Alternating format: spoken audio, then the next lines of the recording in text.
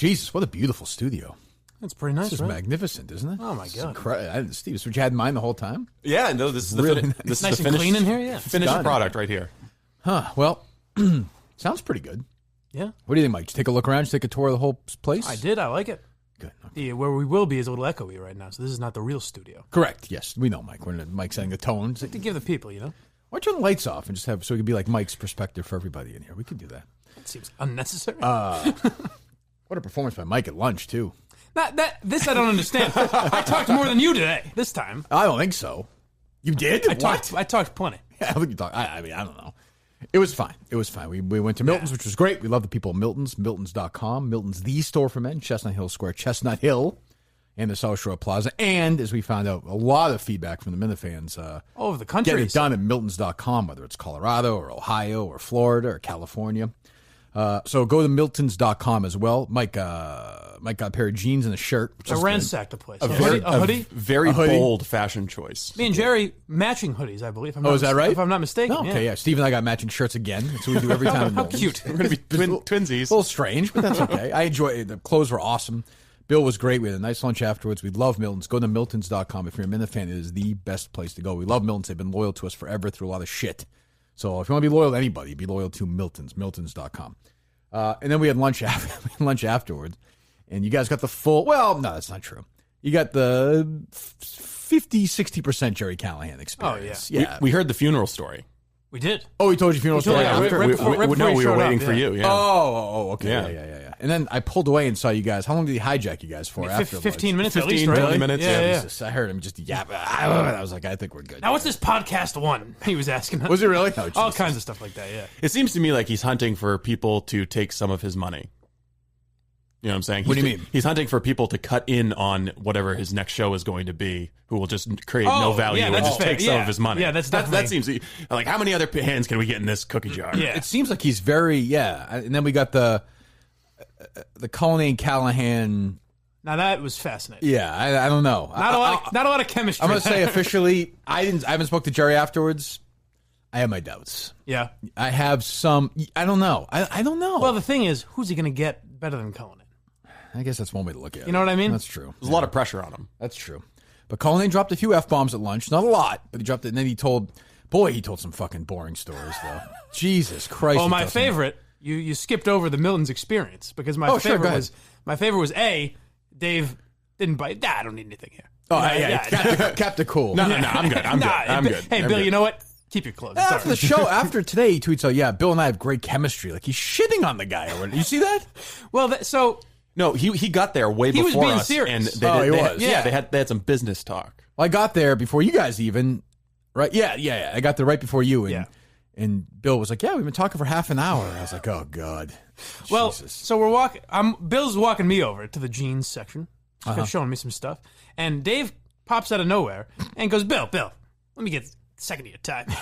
He goes, you see this jacket right here? This jacket. Kirk says, I'm wearing this jacket last week. Spitting image of this jacket. Kirk says, it's a feminine jacket. What do you think about that, Bill? And Bill kind of just ignores his him, really. eyes and looks back down at the jeans. And then, of course, later, Cullinane has to sell me on the fact. He goes, it's such a shame. Me and Bill had a great conversation for like an hour before you guys showed up. It's a shame you guys had to see the one bomb I had with him. So I think Cullinane and Jerry will be fine, I guess. But Jerry, I don't know. Jerry seems. Oh no, go ahead. I don't know if you noticed this. Yeah. I felt like we were in a group setting, and there's a couple we were trying to set up. Yes, a little bit. And Jerry seemed much more fascinated at the more attractive girl at the table. Who's that? He wanted Steve Robinson. He did. That was very good. I thought I was the. You too, a little bit. Right. But it was clear every time we'd start talking production, David would start talking, and he'd look over at Steve and say, what do you think about There was this? a moment during the lunch where like Steve stepped up and like explained my vision. And I was like, what the fuck are you doing? Shut up. Like, what we're trying to do is, it's going to be Friday. And Kirk's vision, I think, is, and I'm like, what the fuck are you talking about? Did I not explain your vision accurately? You don't know my vision. But you told it to me a number of times. For what? How this podcast is supposed to be? No, how the arrangement would work with Jerry. Well, I never said anything about a Friday show. I'm sorry I put it on Friday. We can put it on Wednesday anytime. I'm sorry. I'm sorry for misrepresenting your vision. I mean, none of it matters. The other takeaway, of course, is the blind Mike discomfort. The Mike discomfort when it gets start talking about the show. Yes. And I even purposely brought up, do you think it should just be the two of us? Well, I like that I made a joke, an obvious joke, because I wouldn't fit in whatever Jerry's doing solo. But we were talking about potential co-hosts. We were talking about potential co-hosts. We threw a couple names out, and Jerry didn't really like them. And Jerry made fun of my laugh a couple times. So I said, well, I could always do your show with you, Jerry, and just laugh at everything you say, too. It would have gotten more of a reaction if I just placed my napkin on the table. Like it got a 0. Yeah, he was kind of talking a little bit, and he just kind of kept talking. He didn't even acknowledge it. No. That's true. Yeah, there were a couple of names that, what, were there? Names that he rejected? I don't remember. Who did we have? Sue O'Connelly was not he's lukewarm crazy about Sue, which I like. Which I don't get. There were a couple names that you guys threw out that I didn't know. Jerry would be great with it. It'll never happen, obviously. But Jerry would be great with Jim Browdy. Oh, yeah, that would be a good show. Yeah, I mean, it's never going to happen. Browdy's making, $250,000 for the government to make no rating, to have no rating. But that would be a good one. I'm trying to think of another thing that made me laugh during it. It was, and also, like the 3 and 3 thing is weird too. Like a nice round table, I think, would have been better for a conversation. I agree, maybe, yeah. It's like Jerry, you and Jerry were talking to each other. I'm just kind of sitting in the middle and just like trying to lean Jerry's back. Like, hey, Kirky, remember the time that Dino? And I'm like, yeah, I remember that. Well, you and Jerry are very much like an old married couple, as I'm sure that's been pointed out before. But so you show up a little later than us, and Jerry goes, "What'd you get lost?" Yeah. And you go, oh yeah, I took a wrong turn. He goes, I don't know how you took a wrong turn. I was waving at you. And then he goes, I saw you take that wrong turn. And you finally snap, as I probably would have. You go, all right, Jerry, what do you want me to do? I got here. And then that's where I would have been like, ooh, Jesus. But Jerry just goes, I was waving you down. Yeah, there's always an odd layer of tension between the two of us. So there's still Jerry's much better than most people. Like where you might get an attitude with him, Jerry's good at shrugging it off and keep poking at you. Yeah, and I can never really stay mad at him either. But yeah, he did. He's like, I was waving. I'm like, I didn't. What do you want me to say? I didn't see you. I took a left, and I should have gone one more road. What do you want me to say? I showed up. Fine, whatever. Fine. Yeah, Steve has his tartar sauce. Whatever the hell you're saying. And I tried, and I think Steve did at one point too. We kind of tried to naturally bring up podcast discussion between Cullinane and Jerry. Yeah, I one time tried to unnaturally bring it up. And then finally you just go, so let's fucking do it. Right. I think they thought I finished my burger at that point. I think they thought because Bill was there, maybe like Bill enjoys it. He doesn't care. Oh, he loves it. He seemed to love it. So yeah, I mean, everyone had thoughts, and I guess the main thing is we're waiting for Nardini to think, I don't know. We'll see. I mean, well, the vibe I got is that everyone's kind of waiting for you to start. Right. And I don't like having that power over Jerry at all. Like, he's I got a good thing going. I make a big phone call. I'm making my thing. One phone call a week, and I'm going to do my podcast, and it's good. We're going to build up some buzz, and make the big announcement. Now, Cullinane got in this weird convoluted thing. He was trying to explain that it should be the other way around. Am I an idiot? And I wanted to grab because him. I had no idea. I want to take the steak knife and put it right in his slap his fucking throat. You'll notice at some point in that discussion, I was just like, yeah, okay, I understand. Yeah, okay, right. good. Yeah. Wait, did you actually understand or not? No. Okay, thank God. Because when you said I just wanted it to be over. When Steve said, "Oh, I totally get it," I backed out. I was like, "Oh, I guess I don't know what I'm talking about." Right. I like the part. I don't want. Should I get? I don't want to piss. I don't want to piss Cullinane off. Go ahead. Well, we're having lunch right today. Yesterday, and Cullinane's like, I'm going to a wedding in Vermont, and then he mentioned something about one of the members of the wedding party. I think he thought I was going to get a reaction, and literally nobody said anything about it. Did you notice that or no? Like, I think he thought it was going to be a conversation starter. He said, oh, yeah, the guy's a total maniac. Yes, pretty much, yeah. The guy's a savage. And it was literally, there was literally, like, silence. Although he did tell a good story about a priest at a previous wedding. That was funny. I didn't hear that. I didn't hear that either. The one about the guy who was mic'd up and took the final confession. Oh, yeah, okay. That was before you got there. Oh, I'm sorry, I missed that. Yeah, it was a good one. Jesus. And then, the whole Cullinane, like, I don't know. He did fine. He did fine. Yeah, but they didn't seem to vibe very well. Well, it's a hard situation. It is. Jerry's like, at the end of it, though, this is like a first date, because Jerry's like, yeah, I'll call you. Text He's you. like, ooh. Yeah. It's like, I won't call you, he said to you. Yeah. Yeah, he did. I could tell he likes messing with me. There were a few where he makes fun of my laugh a few times. He's good. Yeah. I like the response. I tweeted out that Jerry's one criticism of me was that I don't laugh enough. And I always love the people that are like, don't laugh enough. I think you laugh too much. It's like, yeah, you got it. Did you see the picture DEC tweeted out? The side glance, face Cullinane, yeah, disgusted look. I was laughing at that, and Jerry's like, that's not funny. That's not funny. Why are you laughing at that? That's not funny. And then he points at me and goes, he's not even laughing at it. No, he said he gets oddly not defensive, but he finds certain things not funny. I don't know. Who knows? I don't know. But yeah, no, I thought it was a good time had by all. Yeah, I think. Sure. I mean, a good time, not necessarily a business lunch, but it was a good time. No, as I pointed out at the end, it wasn't a cheap lunch. not a lot accomplished. No, thank you very much. Did Mike thank you? He did not. I did thank you. Did not text me a thank you. Did you thank Bill? I certainly did the second I got home. Well done. Good job. What'd you say? I said, to avoid the beating I got last time, I wanted to make sure I got this out of the way. Mike violated Massachusetts state law, by the way, by going behind Bill and showing up at the cash register with his pants, which is a weird move. Peering over his shoulder. Yes, it was a little strange. What kind of money they making here? It was kind of strange. Also walked towards one of the exits to try and try some stuff on. That's fine. We got it on video. No suit, though, huh?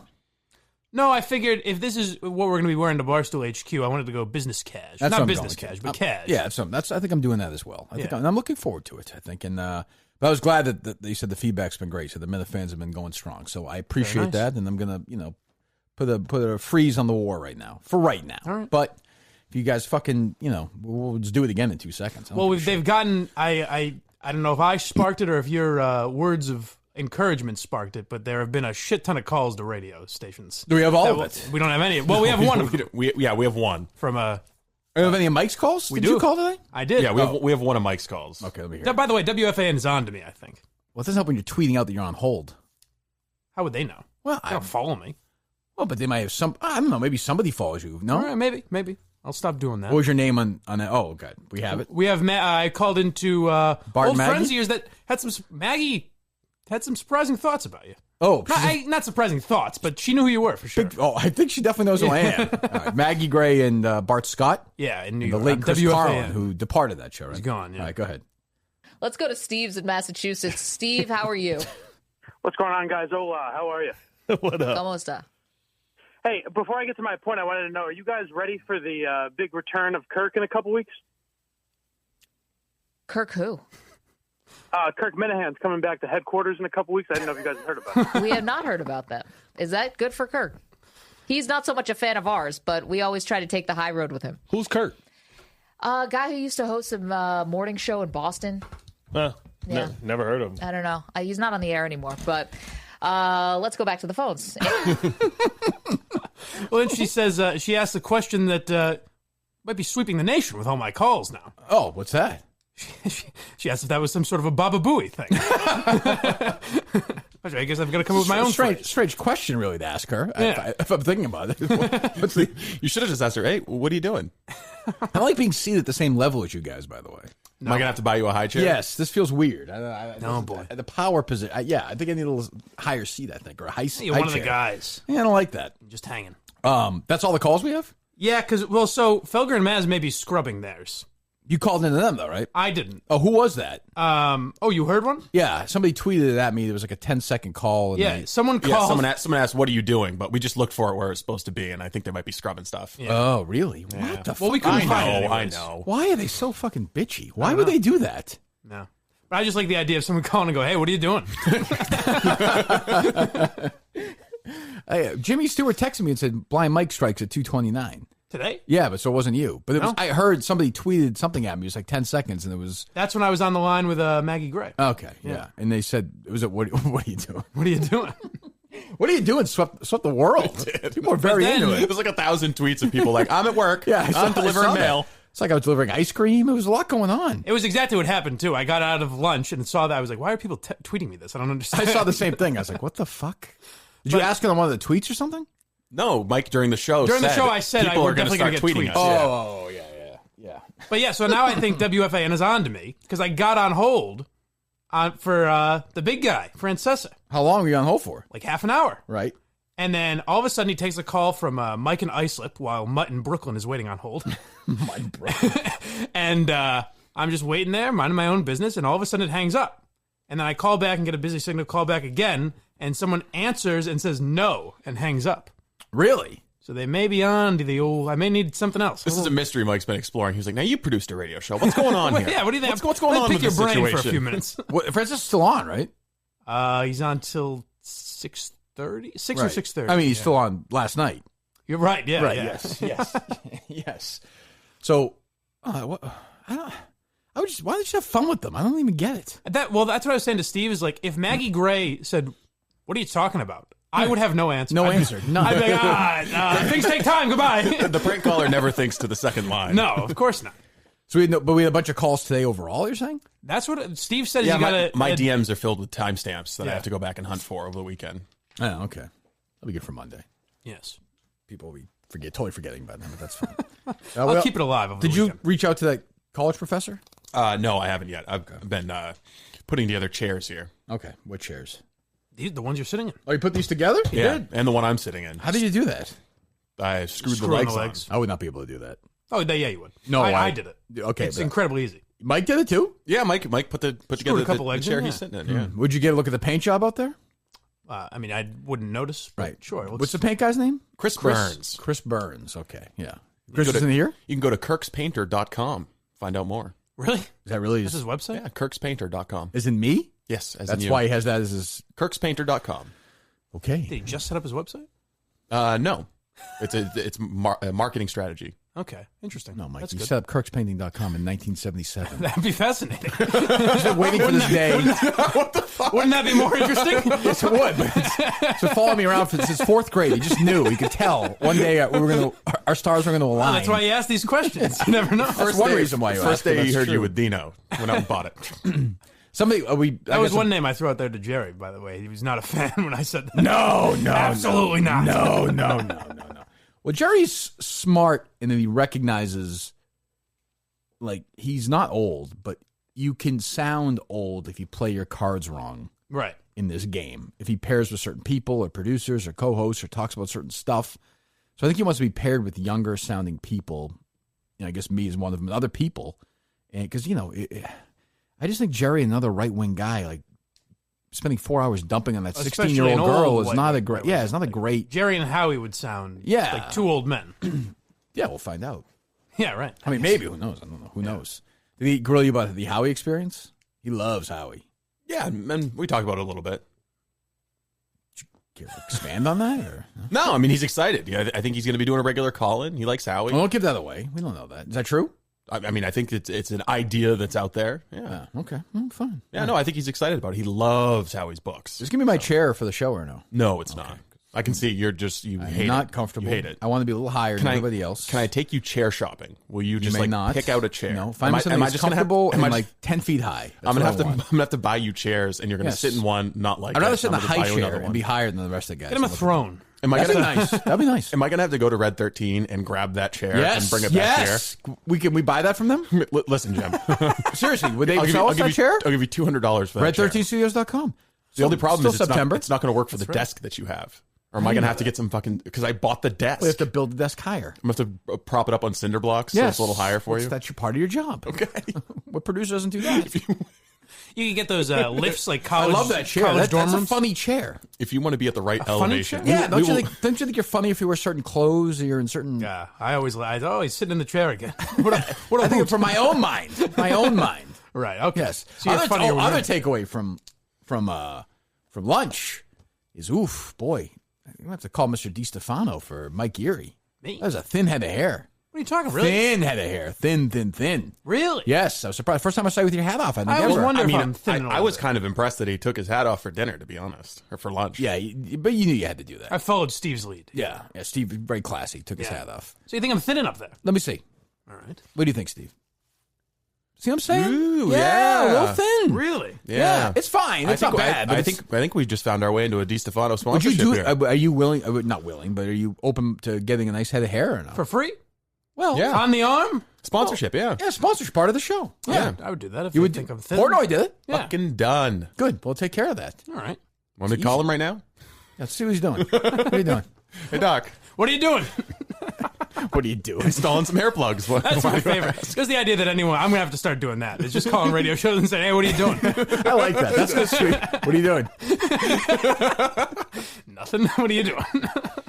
The best answer. I mean, I texted you that story about the college guy today, and I looked at the texts above it I sent you, and there were like 9 phone numbers in a row from today. Your entire Andy fucking Nolan, phone book. Lace, my brothers, David Field. You've got a very comprehensive contact list, too. You've got addresses for everybody in your contact list. Christmas cards.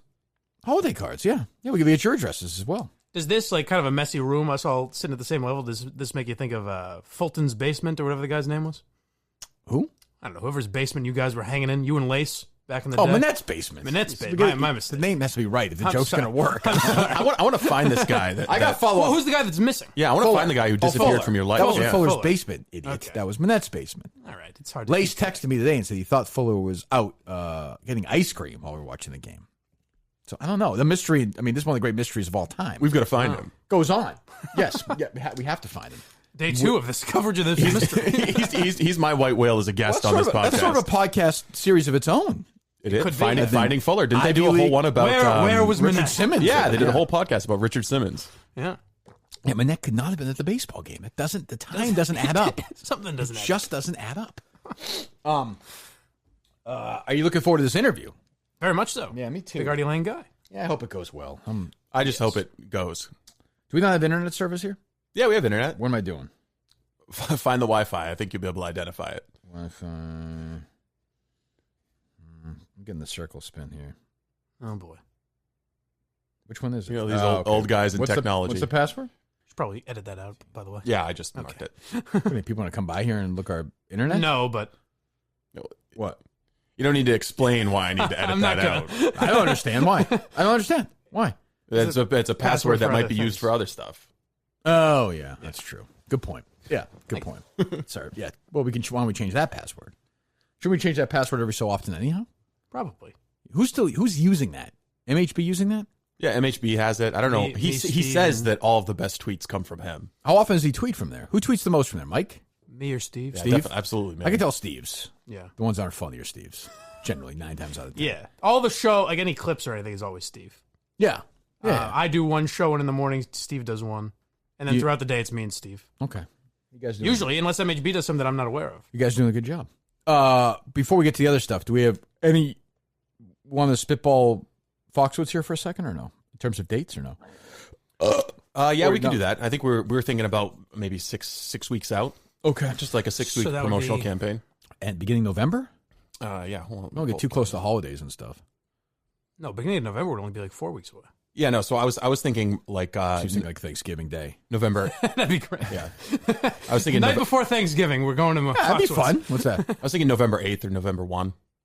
It depends on if it's November- the week of Halloween. Maybe November 1's people a are taking their Saturday, kids right? out. Yeah. No, November 1's a Friday. Friday, I mean. I'm thinking. Yeah, people will be with their, yeah. Yeah, so that's why I was thinking November 8th because That's we my want to do it. It's my soon. birthday celebration, too. It's a week after my birthday. I'll be 45. That's good. Yeah. Okay. I'm going to become, Ooh, Kirk Minahane's 45th I'm gonna birthday become one of party these at people Foxwoods. who celebrates their birthdays and takes the day off from work and stuff like that. very I like nice. I like men who do that. I find that very respectful. Who are you referring to? Why, do you? No, No, but you ever work with like guy like, yeah, I'm not. It's my birthday. I'm taking the day off. You're like, what the? Why? not really. I've never Because encountered you that. slid out somewhere on this day X amount of years ago.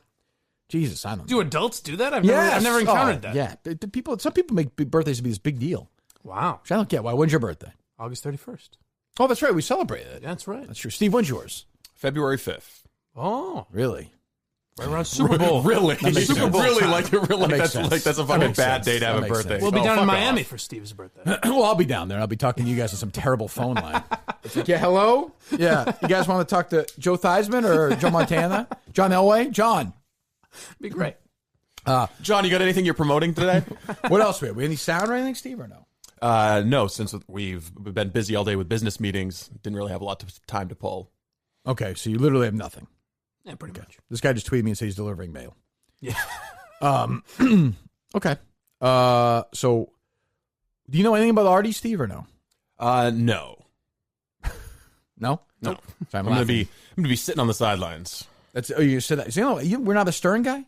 I've listened to a little bit of Stern, but not. I mean, kind of like Mike and I were talking, not as it was happening, just like listening back to clips and stuff. Which is even what I never listened to Stern when he was on. Right, yeah. It would, I mean, by the time he was off the radio, it was Yeah, it was 05. 12 or 13. Yeah. What did you listen to when you were growing up in Maine then? Howie Carr. Did you really? Yeah. It's like a kid? Listen to Rush Limbaugh and Howie Carr. Yeah. Little Steve. This is good conservative talk. Daddy, put on the jump line. This is how he's a kid? Yes. That's weird.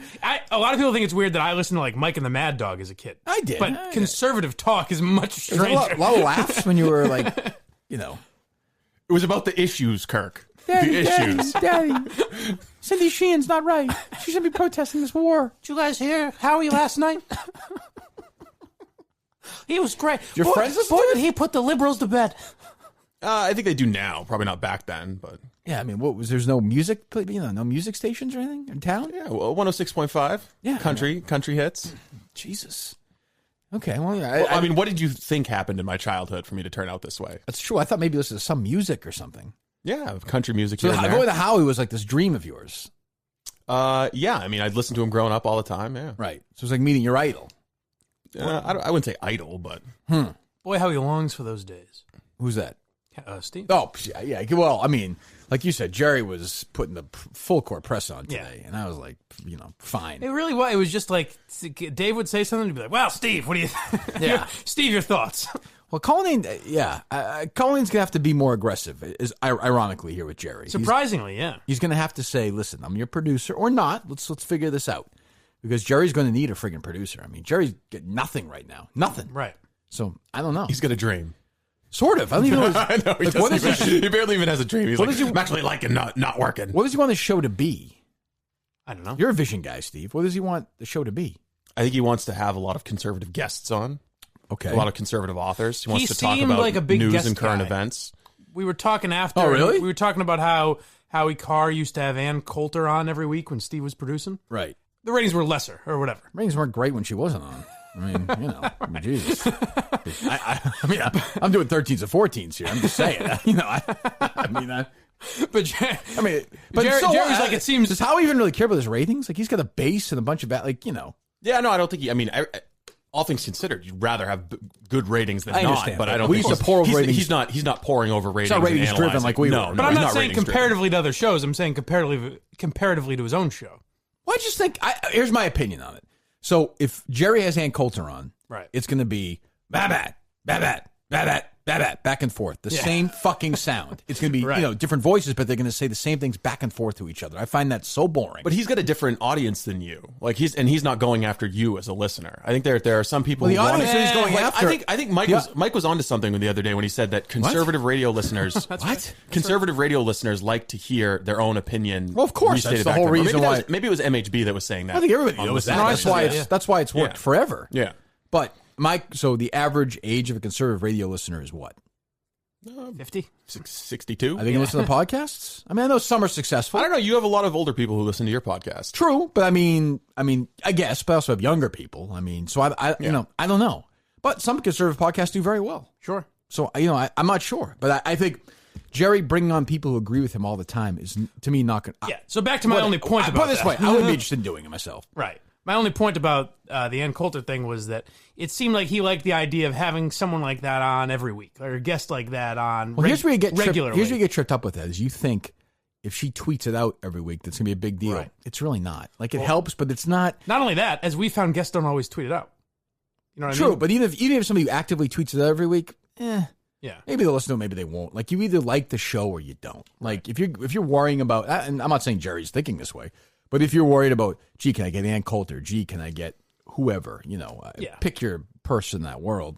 Because most of Ann Coulter's followers are not die-hard Ann Coulter fans, where they're like, "Oh, she was on a podcast. I have to listen to it." Yeah, I don't know. Does she? I don't know. She does Some have will. a pretty rabid fan Some base will, that will yeah. follow her around and listen to But she would her But she would anywhere. tweet out the Howie thing all the time. I used to see her tweet that out. Yeah. You said the ratings weren't as good.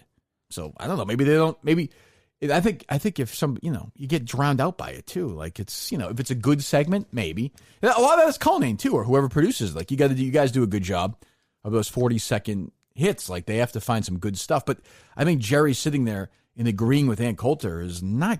I'd much rather have him fight whoever for 10 Yeah, minutes. I think my advice to him was just start doing it. And you don't need to wait until you have a co-host. You can start rotating through someone on a casting couch, find somebody you like, but just do the podcast and it'll evolve and it'll become something that's better.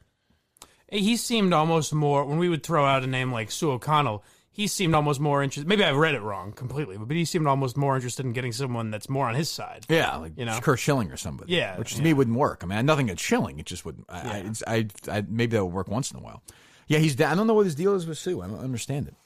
The Schilling thing would work in the sense of maybe he has an audience? I don't know. Maybe. I just think they're the same. Like I don't know. That wouldn't work for Yeah. I like both those guys, but maybe fuck do I know? But that's doesn't seem. I mean, even if they're both conservatives, you'd want them to have like different approaches to it. Correct. Yeah, there's a rough slightly sort different. of, yeah. Like if I don't know. I like the liberal conservative thing. I think just it'd like be it. better, I yeah. liked it with Hannity and Combs. I liked it with I But then like it's, it. I would too, but then it's like Hannity and Combs. Hannity did better when Combs left. Yeah, but that's true. But it's also not radio. I think it's also also not it's podcast. gonna be really hard to find a liberal with thick enough skin to put up with Jerry and not to take everything yeah. personally. Reamer was one and of get them, pissed for off. sure. Yeah, Reamer was one Yeah, of he them. would've been There's perfect, a but- few rare people who could do it. Yeah, I don't know. But the bottom line is he wants me to do it with him. I mean, like that's Well, that was clear. And he's waiting, and I'm just like, we'll see. We'll see. We'll see if I give you life or not. We'll see. Yeah. But You're saying you're holding his professional future right in the palm of your hand. correct. Well, a lot of it also has to do with what we discussed with Erica, it seemed like, too. Like how True. into the idea she is and what ideas they have, like how they could figure out a way we could do it. Well, we and- discussed. That's right, Mike. Yeah. You'll be a big part of that conversation. I expect you to lead that conversation in New York. Oh, did I say we? Yes. Okay. I want you to get right in her face. It's and just say, natural. I didn't mean to. say, listen to me. Okay, this fucking podcast is gold. I will. Is Cullinane going to be on that conference call with Erica? I think we have to have him. Let's get him on the horn as the representative of Jerry Callahan. Does Erica know who Cullinane is? She asked me about that. Remember, she texted me. She's like, "What am I supposed to do Oh, with this yes, Cullinane yes, guy?" And I yeah. responded in text, "Don't worry, he's a nobody." So yeah, she knows who he is. Yes, she knows who he is. Yeah, I mean, but conservative talk on the radio, with all like I know how he does, but it's not what it was. Like it is peaked. Like it is now. Like Rush is not what he was. Like I don't know who. I don't feel like that's a market anymore. Yeah. Well, it's I mean, a couple of years ago, it had a real surge, I feel like. It's so fractionalized now because you have websites like the Daily Caller, the That's what I Daily mean. Wire. There's so many different people who can Right. just do a podcast. Like there will be no big conservative radio people after this generation. No, I mean, big radio goes away. people. I think after this generation, that's true, I think that's yeah. over, And the big, except for Kane. I feel like the big, what are you doing? What are you doing? Yeah, what are you doing? I feel like the big conservative podcasts are all like real, like Alex Jones or Richard Yeah. Spencer, Well, guys Ben like that. Shapiro. I mean, he is. He's, I wouldn't say Spencer's a conservative. I wouldn't even say Alex Jones a conservative. Those guys are just nuts. Yeah, I guess, yeah. Like Shapiro is the they're big one. Shapiro's the big one. Yeah. Yeah, Because people like to have their arguments stated to them. he's funny too. Just the facts. He's funny too. There's no doubt he's funny. Yeah. Steve's best impression, I would say. Oh, no, he's got many great ones, but there's no doubt that's one of them. What else we got before we talk to Artie? Anything on your minds, guys? Oh, boy. It's not that difficult. I mean, it's what I have to do every day. Any thoughts? So Twice a day, though. So I texted Steve about this story, and I mean, we'll try and get this guy on. This is a professor at the University of Rhode Island. Okay, let me see. University of Rhode Island. This is from Campus Reform. Is that a crazy conservative site or no? Not a crazy one. It just says it's like the Daily Caller. That's of very college rational. news. It's not crazy at all. What are you saying? How dare you? It's a good news site. They just go around and interview Moonbat college kids and say get them to say stupid shit. Okay, but it's a conservative site. Yes. Okay, I just want the listeners to know that. A University of Rhode Island professor published a book chapter in September focused entirely on Tom Brady and his relationship to white supremacy. URI professor Kyle As Kuz we all know. dabbles in gender and race theory, as evidenced in the chapter, a full copy of which was obtained by this Campus Reform, titled Making America White Men Great Again, Tom Brady, Donald Trump, and the Allure of White Male Omnipotence in Post-Obama America. Can we also stop with the make blank great again? Like so we tired. get it. Yeah. We get it. The chapter attempts to provide evidence to back up Kuz's suggestion that, like President Donald Trump, Brady has gained popularity due to the latest wave of white rage and white supremacy. This always comes back. Didn't this come like Patriots fans are all angry white guys or something Yes, like that? this is a University of Rhode Island. So listen, we have parents who listen to the show. I know that. I hear from them all the time. If you're sending your kid to University of Rhode Island, you're a fucking idiot. I'm just going to tell you right now, you're a fucking idiot. Take your kid, drive to Rhode Island right now. We love Rhode Island. Thank you so much for listening. Take the kid by the fucking hair off that campus and never let them go on the grounds of this campus again. They're paying this guy. This is a professor. He, among other media appearances, he says Brady's relationship with the media has been this sort of subtle message to white supremacists out there. I've always thought that. I've always said, all right, Tom, I see your game here. He specifically cites Brady's appearance in a 2015 Under Armour commercial, which he claims, quote, would not seem out of place in Lenny Riefenstahl's infamous Nazi propaganda Oh film. boy! We gotta watch this commercial. I think we jumped the shark a little bit. Jesus. Because of its military references in red and black colors. Coos told Campus Reform. So this guy's talking. So, maybe we'll get this So anyone that wears red and black. So Yes. the Atlanta Falcons. Nazis. Okay. It was this commercial that drove him to investigate Brady's whiteness further. He doesn't need to investigate Brady's whiteness. I can tell you, Brady's white. Like, I've seen him. He's a white guy. I mean, there's no need to investigate that. As white as they come. We've seen them dance. I decided to research, what does that mean?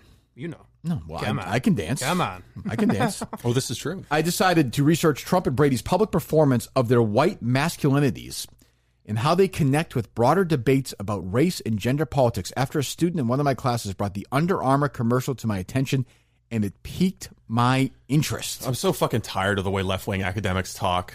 It's so played out. And I mean, it's just, is that not like... It's all just made up. It's just a made-up Where am I language. going to send my kids to school? Honestly, where do I send my kids to school? You're going to have to For homeschool college? For college? Yeah, you're going to have to homeschool them through I college. don't want to do that. I don't know if I can deal with them.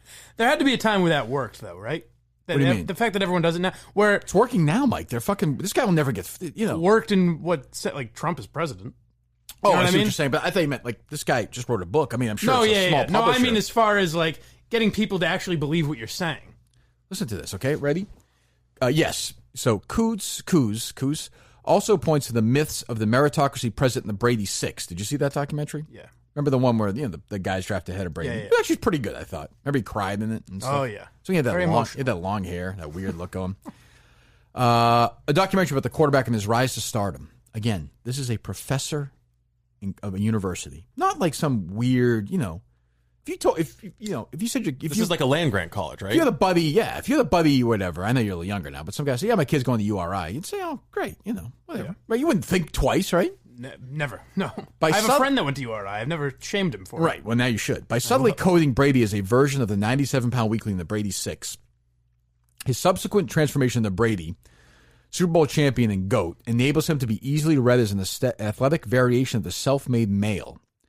The self-made male is a seductive and potent ideological figure of American liberalism long used to mask the systematic privileges afforded to and enjoyed by white men, especially those with economic means. I understood Conane's story more today than that. What does that fucking mean? It's just a fucking made-up language that left-wing academics use to make themselves seem smarter than they are. But the problem is the three of us and Tom Brady. Like, white men are the problem. It's that's how it boils down. Like, Tom Brady being successul is a problem. Well, a lot of times my girlfriend walks in and I shut the TV off in anger, and she's like, "What's the matter?" I'm like, "It's just more propaganda from Tom Brady. I'm not going to deal with it." I mean, I'm not going to give examples of black guy. Like, Do you think I was going to say, has he ever played football with black guys? well, No, I the mean, Patriots are all white. like, what about Michael Jordan or Tiger Woods or You think LeBron there's James? You think there's or- some expressions of masculinity with LeBron James? I'm just like, I don't like. What's the? It's just unbelievable. And the Under Armour commercials. So does that mean Under Armour is a racist company? Well, I think the director probably had a vision with Brady. They got together, and I mean, I was going to say, because Ray Lewis and other... Ray Lewis I is don't know. fine. I forget who was sponsored by Under Armour exactly, but... He also claims that since Brady plays in a sport where 67% of the players are African American, the fact that most of the individuals who he brings with him to the Kentucky Derby are white tells a more particular story about the racial company he chooses to keep. What about the years Vince Wilfork went with him? Was Or that... Jacoby Brissett? Yeah. Was that just... It's a token. Was he You had to- taking a year Yeah, off? to bring somebody along, Okay. There's a vision of Brady as a wealthy white man who unapologetically enjoys and he's made a habit of spending time with the other wealthy white men who treasure time with the boys over all others. Adding the choice of the Derby suggests his performance of white masculinity shares much in common with President Trump and that the Derby is a class-exclusive leisure activity where most of the attendees are white. His diet and exercise, also a function of how white masculinity is repeatedly constructed. Yeah. Oh, Jesus. See, this is Because why only guys like me and Tom Brady can afford avocado ice cream. White fellas like us. This is why conservative radio exists, because this left-wing professor sneers down his nose at middle America, and they want to hear somebody sneering back at him. I guess. Well, that's right. I never really thought of it in these terms, but we were mentioned today how, like, left-wing radio doesn't really ever get good ratings. Unless it's funded by taxpayers. Well, it doesn't get good ratings ever, but it only exists if it's funded by taxpayers. Maybe because a lot of the extreme people can't defend their... Like, imagine trying to defend this over a 4-hour radio show. I mean, I'd love to have the guy on. Maybe he'll come on because he's crazy. Yeah, we'll talk to this. He talked to this reporter, so maybe he'll come on with us. Yeah, if you talk to campus reform, there's a good chance. Yeah. But, like, so there are kids, 18, 19-year-old kids who are going there, and that man is teaching them stuff. Yeah.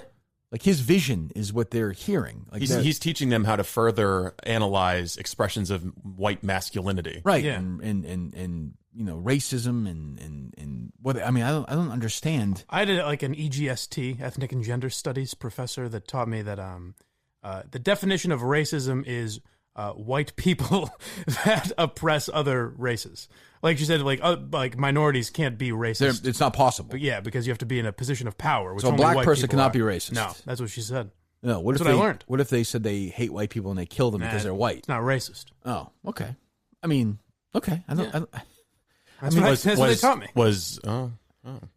So, I mean, you think Brady is aware of his Nazi commercials, or do you think he was just a pawn? Is he just a pawn by the Well, way? it's probably a long. It's Has the Boston Globe confronted him over this yet? Is Shirley outside his house right This now? guy, I is hope this they guy do. writing op-ed at some point for the Globe? It's time to start calling sponsors. I hope they do pick up on it because that'll be fun to go with. Is Tom Brady a white supremacist? That's what the call was today. The guy who called 98.5. It didn't sound like you, but he said, "Yeah, I'm calling about the this thing about Antonio Brown because Ben Bolin, I guess, said that Kraft was concerned about losing sponsors or something." Yep. Which is yes, yeah. which of course is total bullshit. Like, you think fucking the NFL was going to lose sponsors over Brown? Yeah. So this guy called 98.5 was like, "Is it similar to EEI dropping Minihane because of Joe Zarbano as sponsors?" And And they just assumed it was away. me, probably, Yeah, yeah. it was like 10 seconds. They hung up right away. I never hang up. No, you let them hang up on you. Yes, I stay on as long as I can. Well, I think you need to teach a class to the other Minifans. I'll try. Like Yeah. some sort of video where you teach them, Okay. walk them through it. I think. All right. But they've That's a good done idea. okay. So we'll have a bunch of sound for Monday's show. Yes. I'll spend my weekend finishing the studio and hunting for prank phone calls. Is your buddy gone? Chris is done now or no? Yeah, Chris is done. Oh, did you shake hands with him? You say goodbye or no? Yeah. What'd you say to him? I said, thanks. You did really good work. We're going to make this happen. And when we You have make what happen? From one handyman to another. just the promotion of kirkspainter.com. Oh, okay. Because, you know, that's he's getting a little something too Good. for his work. Yeah, And so he's not a pumpkin yet. No, he has not turned into a pumpkin. Okay, Oh, good. okay. But you said you shook his hand and said, "Good job, man." Yeah. Okay, good. I respect you, brother. You've earned my respect. You act like it's embarrassing to communicate on a human level. With It other is people. embarrassing for you to. Yes, it is. Why? I don't know. Did you see me today? Am I communicating with people on a human No, level? you don't. And I think that's weird and awkward. I agree, but I mean, you know, I'm fine saying nothing. The closest me and Kirk ever come to bonding is when there's other people communicating around, like Dave talking to Jerry.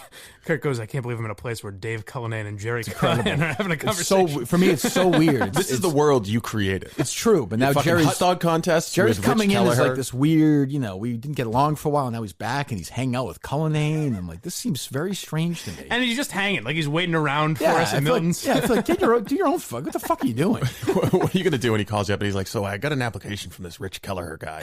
What can you tell me about him? Oh, he's gonna Says he wants to do sales. If he gets stuck with Cullinane and Keller. be great. I mean, so if Cullinane gets that job or whatever it is he not going to run the Instagram account? No, he's still going to run the Instagram. Because he's going to be in this world. That's part of his constellation of side Does he have? hustles. So he doesn't have. So again, this will be another job where so far he'll make no money off it until he makes some sales. Right. Well, all those sales Jerry's going to bring in on his own. Yeah, but he needs But he's got to a pay closer. Cullinane. He needs a closer. He needs a closer. Yeah, but I mean that's between Jerry and Cullinane to figure that out, right? You also Oh, have to pay sure. guests. Well, you're not Sometimes. guests, but Sometimes. you're, Well, I'm saying you're co-hosts. filling out. Yeah. Oh, okay. I mean, Yeah. did you guys ever pay your casting couch people? Oh yeah. Well, I mean, I didn't. Well, the obviously, company but the did, station did. Yeah, How much? $100 an hour. Really? Wow. $4. I mean, you know. Really? That's good. Yeah, Not it bad. was fine. Yeah, I I can guess. see that for Tangway. Yeah, they all got. I think they. I don't know. I think everybody knew. I didn't ever want to know because I didn't know if somebody was making more than anybody else. But yeah, they were getting. Were coming in and schlepping at 6 a.m. for free. Yeah, I mean, Well, I some figured of them. Reamer would have. Yeah, Well, Reamer, I think, was under would've. contract. Yeah. Yeah, and same with Mutt. So I think that was part of their thing. I guess I don't know, but I mean, what do you think a Sue O'Connell would want to do an hour and a half show with Jerry? $100? I mean, yeah. I would say in that range. Yeah, 100, that 200 seems I reasonable. don't know. I don't know what her situation is. I haven't talked prices with her. She's out of a job, right, or is she not? No, she is doing something. She's doing a show. Oh, that's good. A couple of good. weeks ago, she wanted to come on here and promote it. Oh, why didn't we have her on? You said no. Oh, okay. That's reasonable. I didn't say no. Yeah, you said no. I bet You might have said nope or It nah. might have been more I like, bet he said nah. it might have been Yes. more like, not right now. Yeah. No?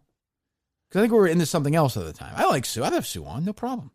We'll get her Yes, on. but have her on. We'll get her on and say, you going to do this with Jerry or what? I want her and Jerry to do Call this. her up and say, hey, what are you doing, sir? What are you doing? What are you doing? What are you doing? Are we calling Artie? No, we weren't given his phone number. He's calling us. We're just supposed to wait for him to call us. Boy, this is going to be one lousy show. This show may Well- be, there's a chance the show's going to be totally scrapped, by the way. Just Hey, keep it's a that Friday in show. mind. That's true. That's a good point. So we're just going to see, okay. Sit here and wait now. It's gonna be What else you guys doing? No Hey, sound? what are you guys doing? What are you doing? Just call our families today. What are you doing? Did your mom get back to you? No. She didn't text you or call you back or anything? Well, why would she? We called from Steve's She phone. never called me Oh, back. did she call you back? No. Oh. I did delete her phone number. Did you let her? Yeah, I'm not buying sent that. it to me. Did you let her know that Steve called her or no? No.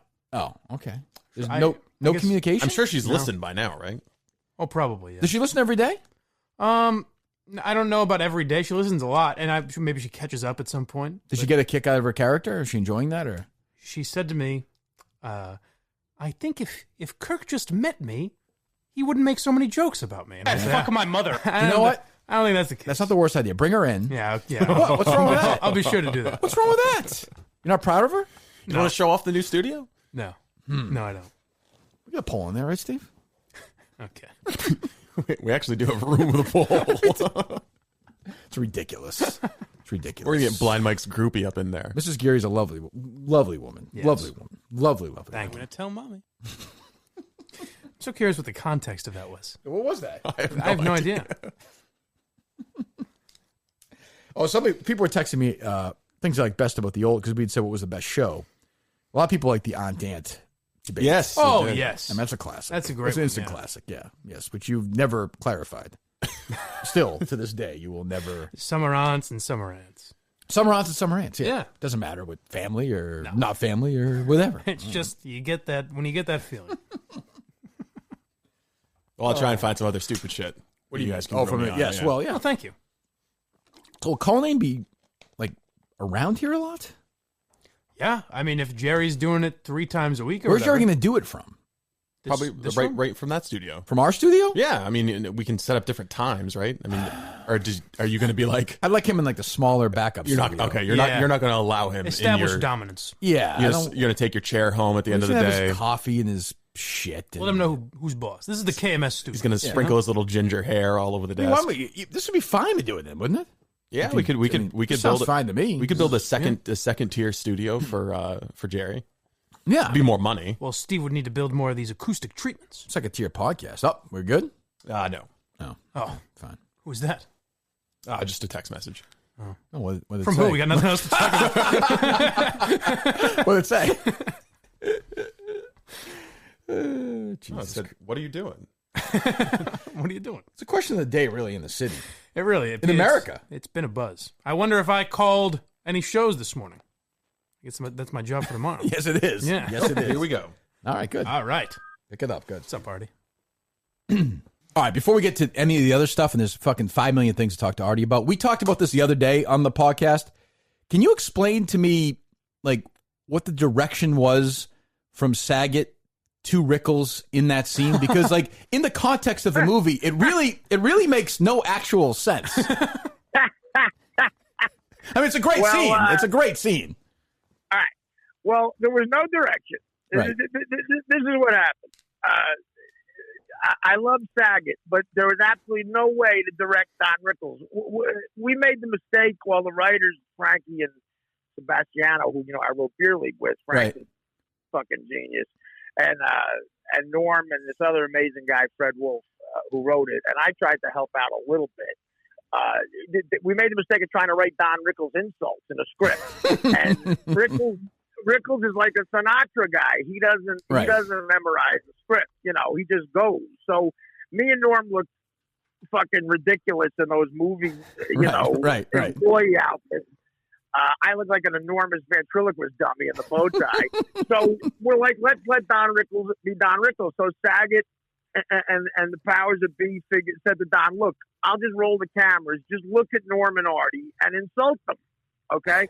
So now you got to remember, this is my first big movie. Right? Right. It's my first big scene in a big movie. And it's the first thing I'm doing. It's the first shot of the day on my first day of shooting. If you're going to get fired from a big movie, it's going to be that first week. So this is the first scene of any movie, essentially big movie you've ever done, is this scene?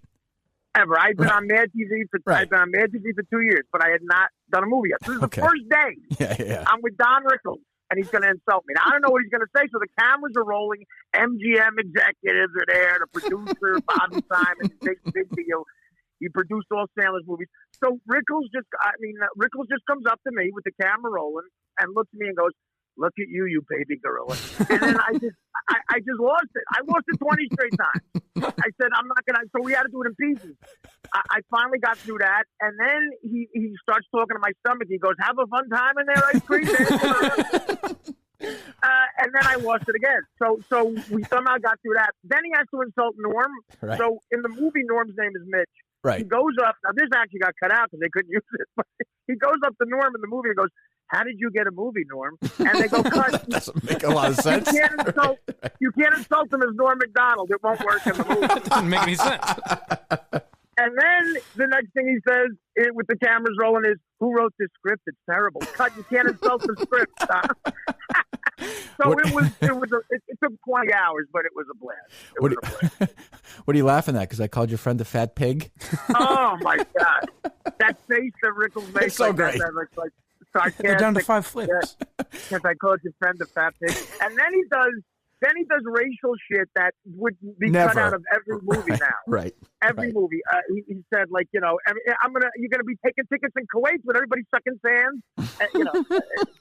Unbelievable. What's amazing is, like, we talk about this stuff here all the time, but the original Bad News Bears, or even Animal House, or All in the Family. Pick it. It's strange, and I understand why, but everything has gone backwards, and everything is less funny than it was 40. Like, as there's been progress in the world, comedy, especially in movies and TV, have gone so far backward. It's unbelievable.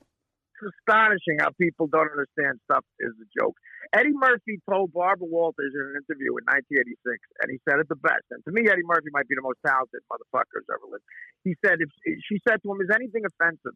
He goes, "If something's funny, it's not offensive. If you're laughing at something, whatever, even if it's a joke on you, if you're laughing at it, intrinsically, it can't be offensive because you find it funny.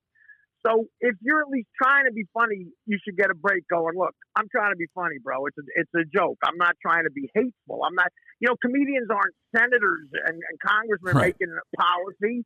We're making jokes. We're kidding around. Now, the biggest thing you could do wrong is not be funny, but as long as you're trying to be funny, and you said it right, the original Bad News Bears, I'll do you guys a favor by not actually quoting the movie. The famous Tanner Boyle speech, Okay, right, exactly. Right. He says the N-word.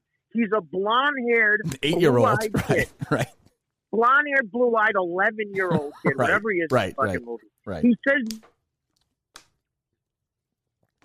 Oh, there he is. And it's hilarious because what kids don't understand now, younger people don't understand in the politically correct media, and thank God you guys do. I saw Portnoy on with Tucker Carlson the other night, and I could not agree with him more about the political process nowadays. But with comedy, what people are not listening to is context. Right. In what context are you using the words?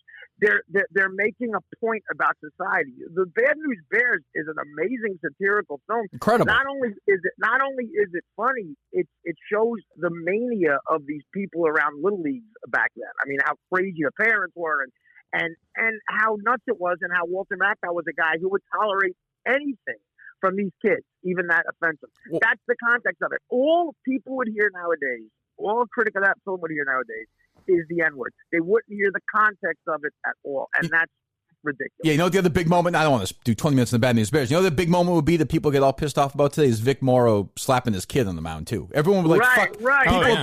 People would fucking... That is is the movie, though. Right. That is the movie. The movie is about parents who are crazy assholes like that. Right. And we know them. We grew up with parents like. I mean, that's what Little League was like. Is when you were. I mean, I'm not saying it was better, but that's the way the world was. Artie, My father, who I loved to death, I struck out in 1977. I was 10 years old. My father was driving me home in his van. He had sheetrock dust from working all over his arm. My father, who I loved, he saw me strike out when I was 10. He said, "Art, you're swinging like a cunt." That's what he said. Artie, I mean, look, I turned out a hopeless drug addict, but I'm kind of successful too. I don't know.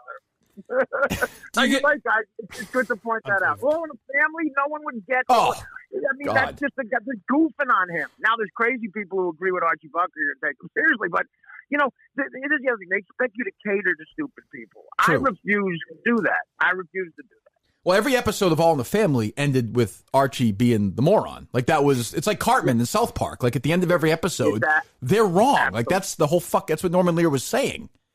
Exactly. But in some movies, listen, back in the 70s, the heroes were insanely offensive.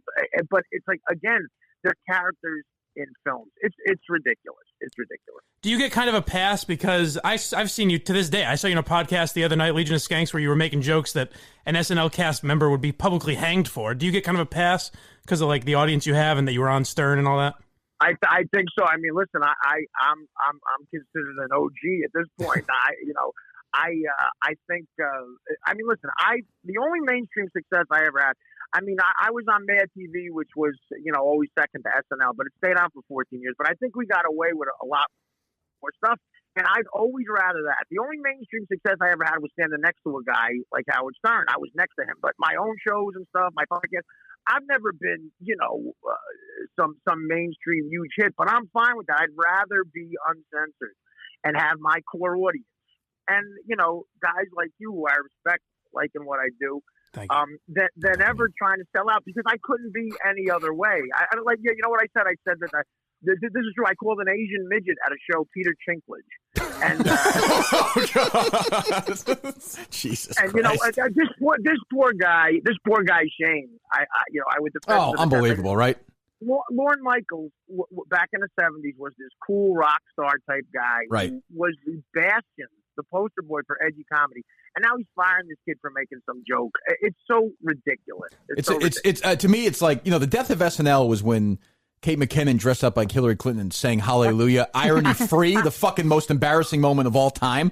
But when Lorne Michaels, you're right, a guy who was, when he started, was like almost a hippie, and you remember the prior Chevy Chase scenes and all that stuff. Of course. And now he's firing Shane Gillis because of thoughts, because of jokes. Like that is, that's fucking wild. My first thought was that prior Chevy Chase sketch. And I'm so glad you brought that up. Again, Chevy Chase says the N-word in it. And that's the biggest laugh. That's the biggest laugh. And Richard Pryor, who, again, guys, you're so right on the money with all this. Kate McKinnon is an insanely talented human being, but the show has become so political. He's just a shill for a certain group of people. It shouldn't be that way. Like, in the beginning of my stand-up act, the last couple of years, I goof on Trump, I goof on Hillary Clinton. I go, I'm going to get politics out of the way. I'm going to say a joke about both, then we're going to move on, because I don't want to deal with the bullshit. If anybody's offended, leave now. I'll pay your bill. Right. Get out. Because I don't want to deal with the moans. 25-year-old men look at the women they're with and see if it's okay to laugh at a joke nowadays. Right. I mean, stuff has fucking changed, bro. So Yeah. So I saw your video you did, or when you first got out, whatever, a couple of weeks ago. I was so happy. You look great. You sounded clear-eyed. Like, you're feeling good? I mean, listen, I feel better than I used to look, which ain't hard to do. Right. I still got this nose that's, every time I look in a mirror, it's the evidence of 30 years of absolute madness. I might keep it there for young kids to look at and go, don't do this. I look like a boxer. I never got in the ring once. Right. But I tell you, I feel like I'm a kid.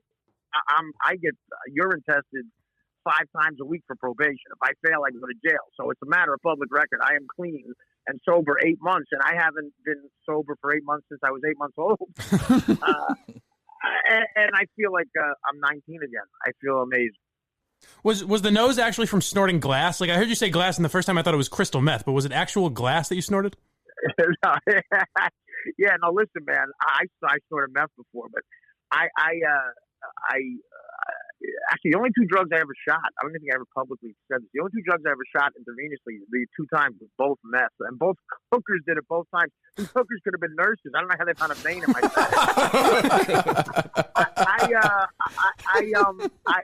The nose is a combination of three things. 30 years of ripping and running, 30 years of drug use, snorting everything on the planet.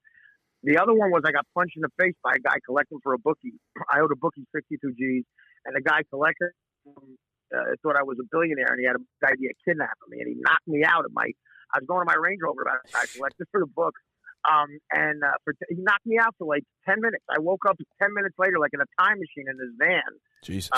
And I somehow got out of that. But the other thing is, I was with this broad in St. Louis in a beautiful hotel a couple of years back, and she was cutting up breaking up oxycodone pills, and she used a glass salt shaker from room service while I was in the shower, and she made it so fine, like she could work for a sugar refinery or something.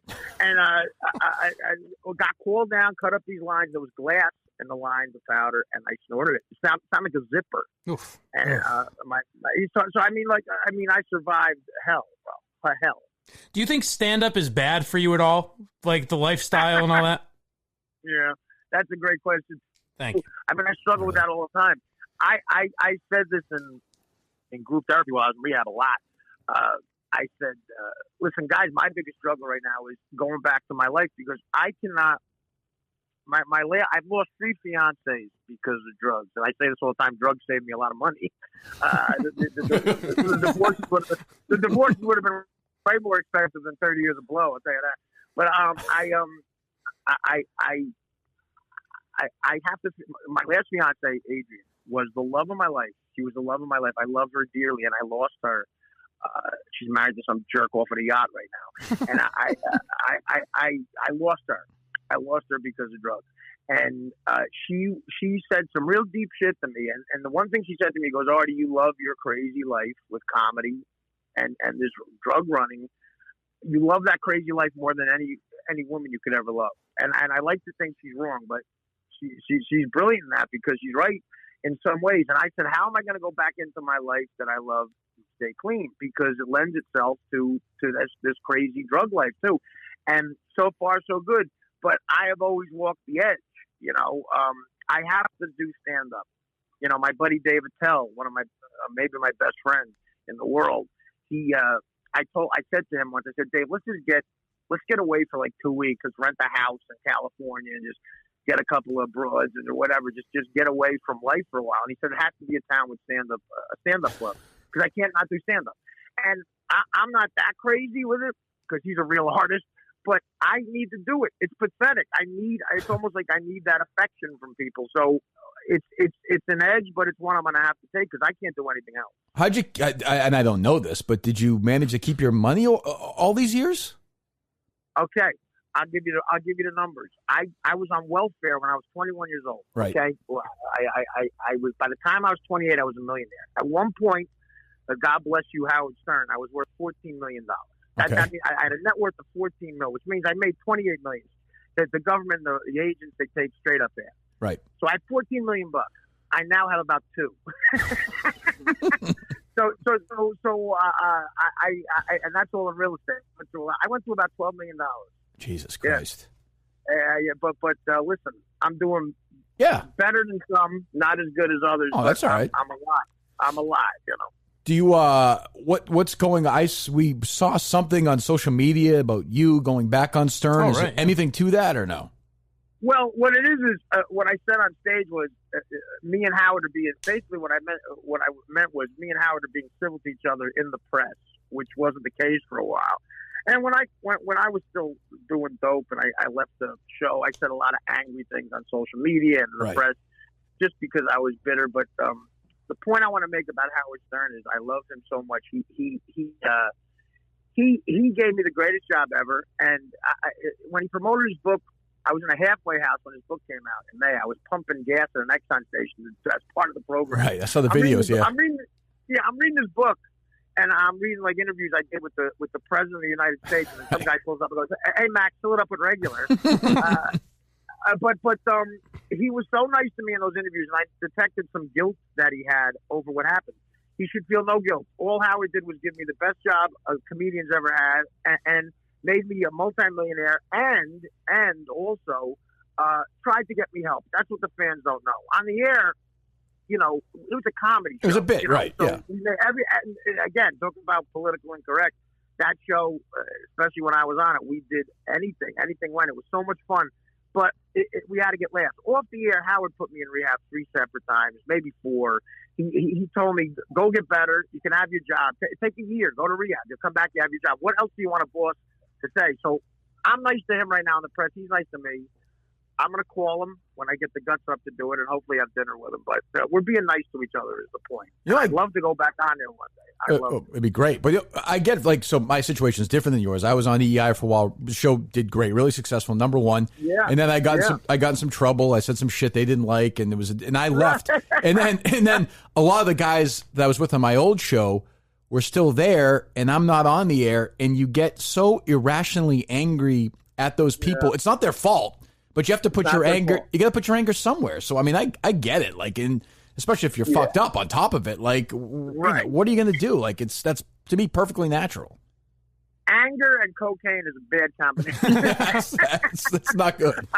It just fuels it. Drugs always fuel whatever. It always amplified whatever move. Man, I get mad. If I was happy, I get happy. If I was mad, I get mad. And a lot of times it's over chicks, which I'd relapse. But in the beginning, I would try listening to that show, and I would get it's funny. About 2 years after I left the show, I was doing stand-up on a road. The guy came to pick me up. I think it was in Seattle. And again, the Stern Show was on in every city. We were #1 everywhere. So I'm in Seattle in the car, and the guy's got the show on, and he recognized me. He goes, "Oh, do you mind? I have the show on." And I hear the show, and he goes, "Hey, do me a favor. Why don't you be Artie on the show, but in the back of my car? Comment on what's going on." I said, that would be kind of fun. So I sat there, we parked, and everything that was going on, Richard Christie's guinea pig had just died. And I was goofing on Richard with no one there, just me and him in the car. I was goofing on Richard like I would on the show, and I had the guy laughing. That was a nice time. It is a weird thing, though, because, I mean, we've seen, and you and I talked about 3 or 4 years ago, I mean, we have seen Stern adjust to a more politically correct time. Right. Though. I mean, that's indisputable. I mean, he's friends with people he wouldn't have been friends with. So I always wonder when I hear that, and he's hanging out with Orlando Bloom or something, I always wonder, gee, what is Artie thinking? And again, I'm glad I hope you and Stern get along, and that's great. He's great too. Yeah. But I always wonder what you think when you hear that. Well, listen, I got to say, that's another great question. You got to respect Howard for this, man. I think one of the reasons we got along, I think people enjoyed Howard and I together, was we sat 2 feet from each other for 10 years. He's the most disciplined human being ever. I'm the most undisciplined. True. It was like, the odd couple. But Howard, on top of being a comedic genius, is also a marketing genius. He knows which way pop culture is swaying, bro. And he goes that way, and that's why he's also a trillionaire and successful. He can be funny in any context. My thing was like, I don't know how he gets away with it. It's like he was at Jennifer Aniston's wedding. The shit we used to say about Jennifer Aniston. Crazy. Oh, I know. my God. Even me and Freddie Norris would lean back and go, whoa, this is crazy what he's saying. Like we would goof on everybody, and then he's at her wedding. God bless him. He gets it off, man. He's a rock star. But there's stuff that I would goof on him about that no one else would, which I think is another reason the fans respected me on some level, even if it wasn't funny. But we had a very famous argument over him calling me bro and stuff. A pelican. Yeah. Yes. I called him a pelican. You did. When he brought in a chick who had a fat fetish, and I just wasn't in the mood. He's like, "Oh, this chick will bang you. She likes fat chicks." I go, "What if I brought in a broad with a pelican fetish?" You didn't like and that. He goes, "You saying I look like a pelican?" I go, "Yeah." And when I said that, dude, that's about 6 months before I left the show. I looked at his voice. I looked at his face. I said, "It's over. Right. I'm gonna get fired." Were you fucked up? Were you fucked up at that point or no? I was fucked up the last 5 years every day. Right. So I mean, I did the morning show too at 6 a.m. I cannot comprehend that you were. It's like not. It's crazy, amazing. It's incredible to me because I mean, so I did 6 to 10 for whatever 6 years, and you're fucked up all day anyway. Your body's just fucked up. You can't adjust to it. But again, it started with the crazy stand-up schedule. Again, my life became chaos because of cocaine in the 90s. I went to Los Angeles County Jail but I tell you what, when heroin got reintroduced into my life, because I used to take Quaaludes and stuff, but when heroin came in, that changed the game. I was getting up to get on the plane, going down to go to sleep, get up to doing coke to just do the show and stuff like that. And Jimmy Norton, who was on Opie and Anthony at the time, we both working in the same building at Sirius. And Jimmy, is hilarious. He'd see me in the elevator. He goes, "How are you on heroin? We're getting here at the same time." Again, I really truly loved doing the show. That's the only way I can tell you. I mean, I did. So it was going downhill for a while, but I kept going. Go ahead, Mike. Why do you think you always call Fred Norris a genius? Why do you think a guy like that never left? Just because of the money, or is there a reason he never went anywhere and did his own thing? I think Fred is without question a genius. If you listen, and again, it's part of Howard being touched by the radio gods. It's like Jordan finding Pippen. I mean, to me, I was just like a poor man's Horace Grant. Freddie was the Scottie Pippen. I think Fred loves his work. The picture he paints behind Howard in that show with the sound effects is so amazing.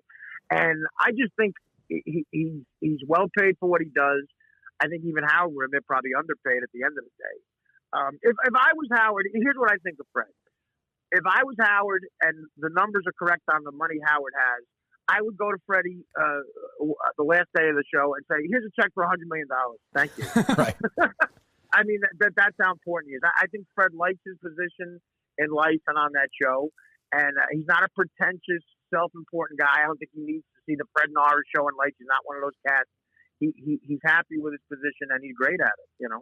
What is your how much of your stand-up now when you go on the road, how much of it is drawn on what's happened, say, in the last 2 years or something, say the prison experience? Well, it's funny. My work together is almost like a business model. I live a screwed up loser nut life, and then I comment on it in books and stand up. My stand up has always been crazy observations, but mostly stories about my life that I punch up with jokes. Right now, 80% of it, I'd say, is a lot of the crazy stuff that's happened. I mean, I was locked up for 8 months and a half, 3 months in a halfway house. That was nuts. 2 months in county jail, in the craziest county jail in the country, and 2 months, 3 months in a rehab. I gotta say, Turning Point Rehab in Patterson the last 3 months before I came out. They saved my life. Great place. Do you feel now not to get into cliche stuff, but do you feel calm? I mean, do you feel like you've turned some corner that you haven't turned in the last 10 years? I have. For me, no, I haven't turned a corner like this. But again, what I learned to do is, as an addict, you can't put pressure on yourself. Right. I used to tell people, "Good guys, I'm going to be good the rest of my life." You can't do that. That one day at a time thing, like you just said, sounds like a cliche, but it really is how you stay good. It's like I'm not going to guarantee my fans or people in my family or my loved ones, if I ever get another woman like Adrian in my life, who I love so much, or Dana, or, all I'm going to guarantee them is, like right now, guys, I can guarantee you I'm probably not going to get high between now and the end of this phone call. Good, that's great. Good. I mean, yeah. And Don't do that. It's one day at a time. So if I can get through today, tomorrow starts. And it's another thing. Hopefully you put together a good life, We had Dice on a couple weeks ago, and I remember you and Dice had a classic fight on Stern. Yeah, but I feel like that happens all the time. What's your relationship with him? Is he all right? I love Dice. Yeah. Dice to me have become amazing friends. Dice is so good to me. A great comic named Jimmy Florentine got married a few years ago, and Dice was at the wedding, and I was in the middle of my craziness. I had just gotten arrested again, and Dice kind of goes, "Sit down, jerk off. I'm going to talk to you like Andrew, not like Dice." And I said, "Look, Andrew sounds a lot like Dice." He goes, "I'm going to give you life advice," and he sat down and he was almost crying. The guy is the guy's a good man. I like Dice a lot. He's a good friend. Yeah, it's sad to see another comedian I love and I hate to see him leave the Stern world. And I know you've been on with him a bunch, and it was my favorite when you guys would do the news is Gilbert. Oh, yeah. I mean, he's maybe the funniest fucking guy who ever lived. Yeah, Gilbert is fearless. He is. Gilbert is the most fearless. I mean, Gilbert had major endorsement deals, right, with major corporations, and he's saying the most offensive shit on the planet. He just doesn't care. He's a rock star when it comes to that. You know, it's funny. I say to Gilbert is married to the sweetest, cutest blonde, Dara, you've ever seen. He has two of the most adorable kids. I saw the documentary. Yeah. Yeah, me and Attell and some other guys, we all did the documentary about Gilbert, and we can't believe. Like, here's what I say about Gilbert: if it was 1991 and you're sitting there watching the movie Aladdin, okay, and someone comes from the future, 2019, and says, "You see the voices in this film. One of these guys is going to hang himself with a woman's garment, and it's not the parrot." One of these guys is going to kill themselves, and it's not the parrot. One of these guys is going to have a wonderful family life. True. And it's not the fucking parrot. it's the other guy. So Rob Williams, another genius who was so depressed. Comedy is a lot of darkness. But Gilbert, man, I mean, Gilbert, listen, I am a guy from North Jersey, an Italian kid who grew up with a blue-collar dad from North Jersey. I was a longshoreman. I was a cab driver. I was a road comedian and the co-host of the Howard Stern Show. I was offended by shit Gilbert. Well, I mean, what did he lose that endorsement over the Affleck? It was a Japanese tweet. Wasn't the aristocrats thing? It was the yeah. I'm going to ruin the joke. I forget what the joke was, but he tweeted something like after the tsunami in Asia. Oh, right. Like, yeah, something like Chinese people saw the whole life going past them, and it was like, there's a chair, I don't know what it was. Yeah, right. it was something, but he also added an insane racial part of it too, and got fired. Now listen, the Twitter thing again. You talk about that. Oh. I have gotten. I remember one time, Twitter. I would get my hand slapped, and for a comedian, this is where I live for. I love being the outlaw. But, like, I've done stuff on Twitter. One time I printed that. I was dating this Jewish girl. She had a 100-year-old great uncle. He was a Holocaust survivor. He was also, like, the most requested plumber in the history of New Jersey. So I tweeted out that he was the only man ever to make both Schindler's and Angie's List. Oh, that's funny. But here's the thing, though, right? Like, I mean, who's actually offended by that? Like, I know people claim to be, but, I mean, who's really offended by that? Exactly. Well, we'll go back to the Eddie Murphy thing. You guys just laugh. I do that joke in my act. The show, again, you know what makes me really, like, there's a show now called Mixed-ish, based on Blackish, where it's like a mix, you know, and again, it might be good, but I can't. No chance. But yeah. I tweeted out, based on the success of Mixed-ish, I'm going to do a show about biracial kids who were brain dead called Mixed Vegetables. Oh, Jesus. And people hear that and they go, you know, again, it's like they go, my son is brain dead. I'm like, well, don't tell him about the joke. He's not going to know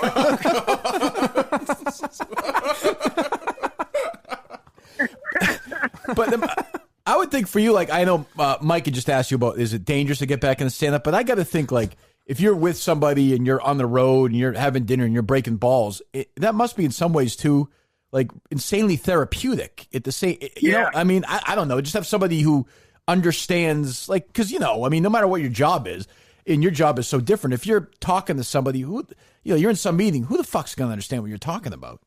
Exactly. Well, again, it's therapeutic just to talk to guys like you who are in the media with sense of humor. You know, you're smart and you got a sense of humor. That's all it is a sense of humor. That's it. That's all it is. It's just, if someone is a comedian, I don't, comics, now Jerry Seinfeld said this too, about comedians. You know, but again, we all take the mainstream success of it. Should always be on the outside looking in. You should always be commenting on something. Right. Like Howard Stern made a lot of money from being an outsider. He was never at Jennifer Aniston's wedding. He was always goofing on it. Right. You know, a comedian should never be at the Oscars making some sentimental speech. We should be goofing on it. That's what a comedian is. Now, I am unpopular enough to where I'll always have that that position. Like, but I'm fine with it. I love being a bit of an outlaw, and, you know, in a real way too. Clearly, because I've been to jail. But you know, a comic should always be comic. And when you're out to dinner with other comics, or talking to guys like you, you know, where there really is. Look, the Comedy Cellar where I perform a lot. That even the table where the comics hang out before we go on stage. We talked. We showed it in Crashing a little bit. The HBO show. Yeah, Pete Holmes. Right. Yeah. So the comics table at the Comedy Cellar used to be no holds barred. It just was the black comics, the white comics, the Irish guys, Italian, whatever, Hispanic. We all hung out together, and it was just a free fest of goofing on each other. Even that table is politically correct. I mean, when the older guys go there, and there's a lot of insanely talented younger comedians, but it's like they roll their eyes over stuff. It's like, guys, you gotta calm down. You gotta not be so sensitive. You're fucking comedians, right? Right. You know, I mean, look at Don Rickles. I mean, you know, he was our hero. But Don Rickles, if you just seen his shit on paper, people would be disgusted with him. What's crazy about Rickles is he had no act. He had no he would go on there and he would just go on and find. Now, he had some lines he would always use, but he had, you know, 10 or 12 people in the audience he would shit on. Like, if you watched him on Letterman or Leno or Carson, a lot of his stuff would miss, but he'd make fun of himself. Like, it wasn't, you know, he didn't. All attitude. Right. All attitude. Yeah. And that's a truly funny person. Like, Rickles didn't really have set up punchline. He had attitude. Right. You know, and that's what a real funny person is. Someone who at a roast doesn't need jokes. He's just going to fucking rail on you. Yeah, like, so much of what Eddie Murphy did was that attitude. Like, you know, I mean, obviously he was funny, but, like, you know, we played some of his sound the other day to show how times have changed, because I think, I'd be curious to hear your thoughts on this. I wouldn't be surprised at all. He's hosting SNL again at the end of December. Yeah, I can't wait. Well, get ready, because I'm waiting for that backlash for his old anti-gay, all that act. And I'm telling you, there's going to be this fucking left, you know, crazy liberal backlash on this, and they're going to try and get him not to host that. That's my prediction. Listen, and I hope he has the decency to tell them all to go fuck themselves. Right, and I hope Warren does too. Well, that's the thing. How is Warren Michaels? Warren just go again. Warren is brilliant. He's an amazing marketer. He's going to fire this kid for saying chink, and then Eddie Murphy, because Eddie Murphy's going to be the biggest ratings ever on that show. He's going to have him on. Eddie Murphy didn't say the word faggot. He had a bit called it. Right. Two of them. Right. On his first album, Comedian, it's still framed at the comic strip in New York City.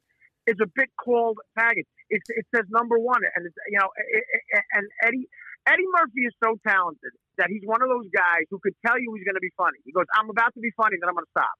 Right. You know, and he's going to make you laugh, and then he's like, okay, that's enough. I gave you enough. And he's one of the biggest stars of all time. He's got $1 trillion. I hope he, you know what I mean? Look, he's got kids, and these people, man, this liberal extreme left, and there's assholes on both sides. Obviously, of course. On both sides. Yeah. But they're evil motherfuckers, man. I mean, and Eddie Murphy's got kids. He might be able to take it himself. I'm sure he's tough enough to take it himself, the criticism. But, you know, you got a family and shit. They get downright threatening about stuff. Like the mafia. It's crazy. I hope he stands his ground, because you're 100% right. He was supposed to okay, here's Hollywood. Here's the hypocrisy of Hollywood. About 5 years ago, he was going to host the Oscars, Eddie Murphy. And I thought exactly what you just said. Brett Ratner was going to produce it, and they fired. Oh, Brett that's Ratner. the Ratner thing, right? Yeah. Yeah. Brett Ratner literally said a line that I had in Dirty Work, not in Dirty Work, in Beer League. I said practice is for fags, and he said rehearsal is for fags. In like Australia, it rolled out of his mouth like just like a goofy thing a heterosexual man says, with no hatred at all. They fired Eddie Murphy in a very wise move. Said, I quit. I'm not doing it. So he crystallized it because he saw what they did to Brett Ratner. Brett Ratner gets fired from hosting the Oscars for just off out of the side of his mouth a tongue-in-cheek comment he made in Australia doing press. Roman Polanski raped a 13-year-old girl, gave her Quaaludes in a jacuzzi at Jack Nicholson's house. And by the way, raped her about the most brutal way possible too. Raped her. Right. Goes to France. France doesn't send her back. Since then, he's won an Oscar. Well, not only did he won the Oscar for directing, he got a standing ovation. The piano. Right, yeah, he got a standing ovation. Go to the awards. He couldn't go to the awards. He was going to get arrested. Right. Yeah. For rape. So what is the message they're giving? What are, I forget the comic's name, but I haven't seen him since back when I was struggling as a comic in the early 90s. I did work at the comic shop all the time. This sums up political correctness perfectly. I forget the guy's name. I wish I could give him a comment on the joke, but he did a joke about, liberals had just come out, or whatever. I don't know if liberals, but people were mad that the makeup company Revlon was testing makeup on rats. Okay. Yeah, right. People are mad at Revlon for putting makeup on rats. They're not mad at Decon. There was a company called Decon that was rat extermination. He goes, they're not mad at Decon for actually killing rats. So what's the politically correct message? You can kill a rat, you just can't doll it up a little. I had a question. I mean, that's the hypocrisy of it. That's the hypocrisy. Who is the biggest celebrity asshole you've ever dealt with, whether it's at Stern or on your own or whatever? Has there been somebody you're just like, this guy is or girl is just a fucking asshole? 3 words: Brian Austin Green. Really? When I was, I guess he's a celebrity. All right, I'll allow that. Well, he was. I was just about to say, does that qualify? Yeah, we'll allow it. Listen, yeah. Listen, he was fucking Megan Fox. That's true. That's true. That's true. He wins. But so he was a hip hop star after Melrose Place. So back in the mid '90s, when it was a big deal, he hosted Saturday Night Live, and we did a sketch. He hosted Mad TV when I was okay. He hosted Mad TV. So we did a sketch that was kind of goofing on him to his face, but he didn't really realize it. It was about white rappers. Right. He's so dumb. Goes by the name Bag. Brian Austin Green. That's his rap name. Oh, Bag. good. Yeah. And I actually tweeted something to where I said his he's got a brother who's also a rapper with a less cool nickname. Yes. Frank Austin. Yes, I saw that one coming. Yeah. Jesus. He kept screwing up the sketch. He couldn't remember the line, and he turned into maybe the biggest asshole ever. Like, he was blaming other people in the sketch for it, and just a prick. Tom Cruise was a bit of an asshole to me on the set of Jerry Maguire. Oh, that's right. You got cut from Jerry Maguire, right? I got cut out of the movie because he was yelling at me in front of the crew, and it was my first. It was before Dirty Work, actually, but I didn't have a big part. And that guy, that's how I knew with Dirty Work you can get cut out. But listen, Tom Cruise on my jersey, I wasn't that far removed from being like a longshoreman in Jersey. Right. And Tom Cruise is 4'11". I wanted to beat the shit out. Who are you supposed to play? Are you supposed to be like one of the agents, or? I played a guy. If you remember the movie, Kelly Preston or him get into a big fight at the NFL draft. Yeah, at the thing. Yeah. And she punches him in the face, and I played an annoying guy. Oh, right. Yeah. Yes. Yeah, I remember you talking about this. Yeah. Fourth grader guy. Yeah, I come up and I say I had like 2 paragraphs of shit, and he gives me like a fuck off look, and I leave. He yelled at me. And Cameron Crowe, the director, was a great guy. Shows you how my life goes. He goes, just do it the way he wants you to do it. And I adjusted and I did it. But the whole crew was like, realized, look, Tom Cruise is yelling at this idiot. I get arrested in the meantime. I told everybody in my life I'm going to be in Jerry Maguire. I get arrested. I go to Los Angeles County Jail. At 3 o'clock in the morning, the guards do me a favor. They let me check my answering machine. I'm in LA County Jail. I owed a bookie in Staten Island $30,000 for the first Tyson Holyfield fight. So I was scared. I had to check my answering machine. So I checked my answering machine. I'm in a jumpsuit in LA County Jail. I'm probably going to get fired from Mad TV. My life is over. But I got Jerry Maguire coming out 2 weeks later. First voicemail that I checked while I got Bugs and Crips waiting in line to check the phone too. In a jumpsuit in jail. First voicemail is from Cameron Crowe going, I got cut out of the movie. I said, this is a bad week. But it's a microcosm of my life. Wasn't Lorne Michaels an asshole to you too? Speaking of him, didn't he bring you in just to tell you didn't get SNL or something like that? I had the Lorne Michaels story was crazy. When I had done Mad TV for a couple of years. I did Dirty Work, and I was shooting a movie with David Spade. And while I'm shooting the movie with Spade in like Manhattan Beach, California, I get a urgent call from my agent. I go, Lorne Michaels wants to meet you. He's in LA at his office in Paramount. He goes, ask Spade if you can leave the movie early because he's probably going to offer you SNL.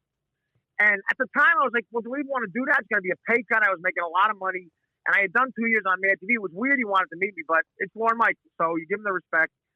I got there. Spade gave me some time off. I left the movie set early. I was wearing a wig. I had to rip it off my head. And I get to Paramount on time. Lorne makes me wait for an hour, just to get me in the room to say, he goes to me, I saw your reel tape. I had a reel tape with all the sketches I did at Mad TV. He goes, you're quite good. How come we didn't see you for Saturday Night Live? I'm like, I don't fucking know. You tell me. I don't know. I got offered a TV show and I took it. What do you want me to tell you? So he goes, it's your dream to do SNL, right? He said that to me. And it's just me and him in a big office. And I've never been good at kissing ass. My agent to this day said to me, Art, all you had to do was kiss his feet. He would have given you the part. I can't do that. I don't have it in me. So I said to him, well, anybody my age, Lorne, would probably say they'd want to hear Don Pardo say their name. I was 30 years old at the time. And he goes, well, that's not possible. So what was the fucking point? Was he just fucking with you? I told Spade and I told Norm Macdonald the story. He goes, and Norm goes, he was just fucking with you. I'm like, he goes, but dude, he goes, you should feel a lot of respect that Lorne Michaels took time out of his day. The fuck were you? I mean, he took time out of his day. That was bizarre. Very bizarre. And obviously you worked with Norm a couple of times. Fucking genius. Just the greatest. The greatest. Yeah. Norm Macdonald was one of the funniest human beings ever. And I was with Norm every day for 4 years, and we were both degenerate gamblers. I opened for him on the road. We shot a movie together. I did a sitcom with him for 2 years. I never had more fun in my life. We used to do these things called a lightning bet that my bookie took. And, okay, I'll try to explain a lightning bet to you because it's like the heroin of gambling. Say you got an under-over in a basketball game, and it's 180 points, right? Right. Here's what a lightning bet is.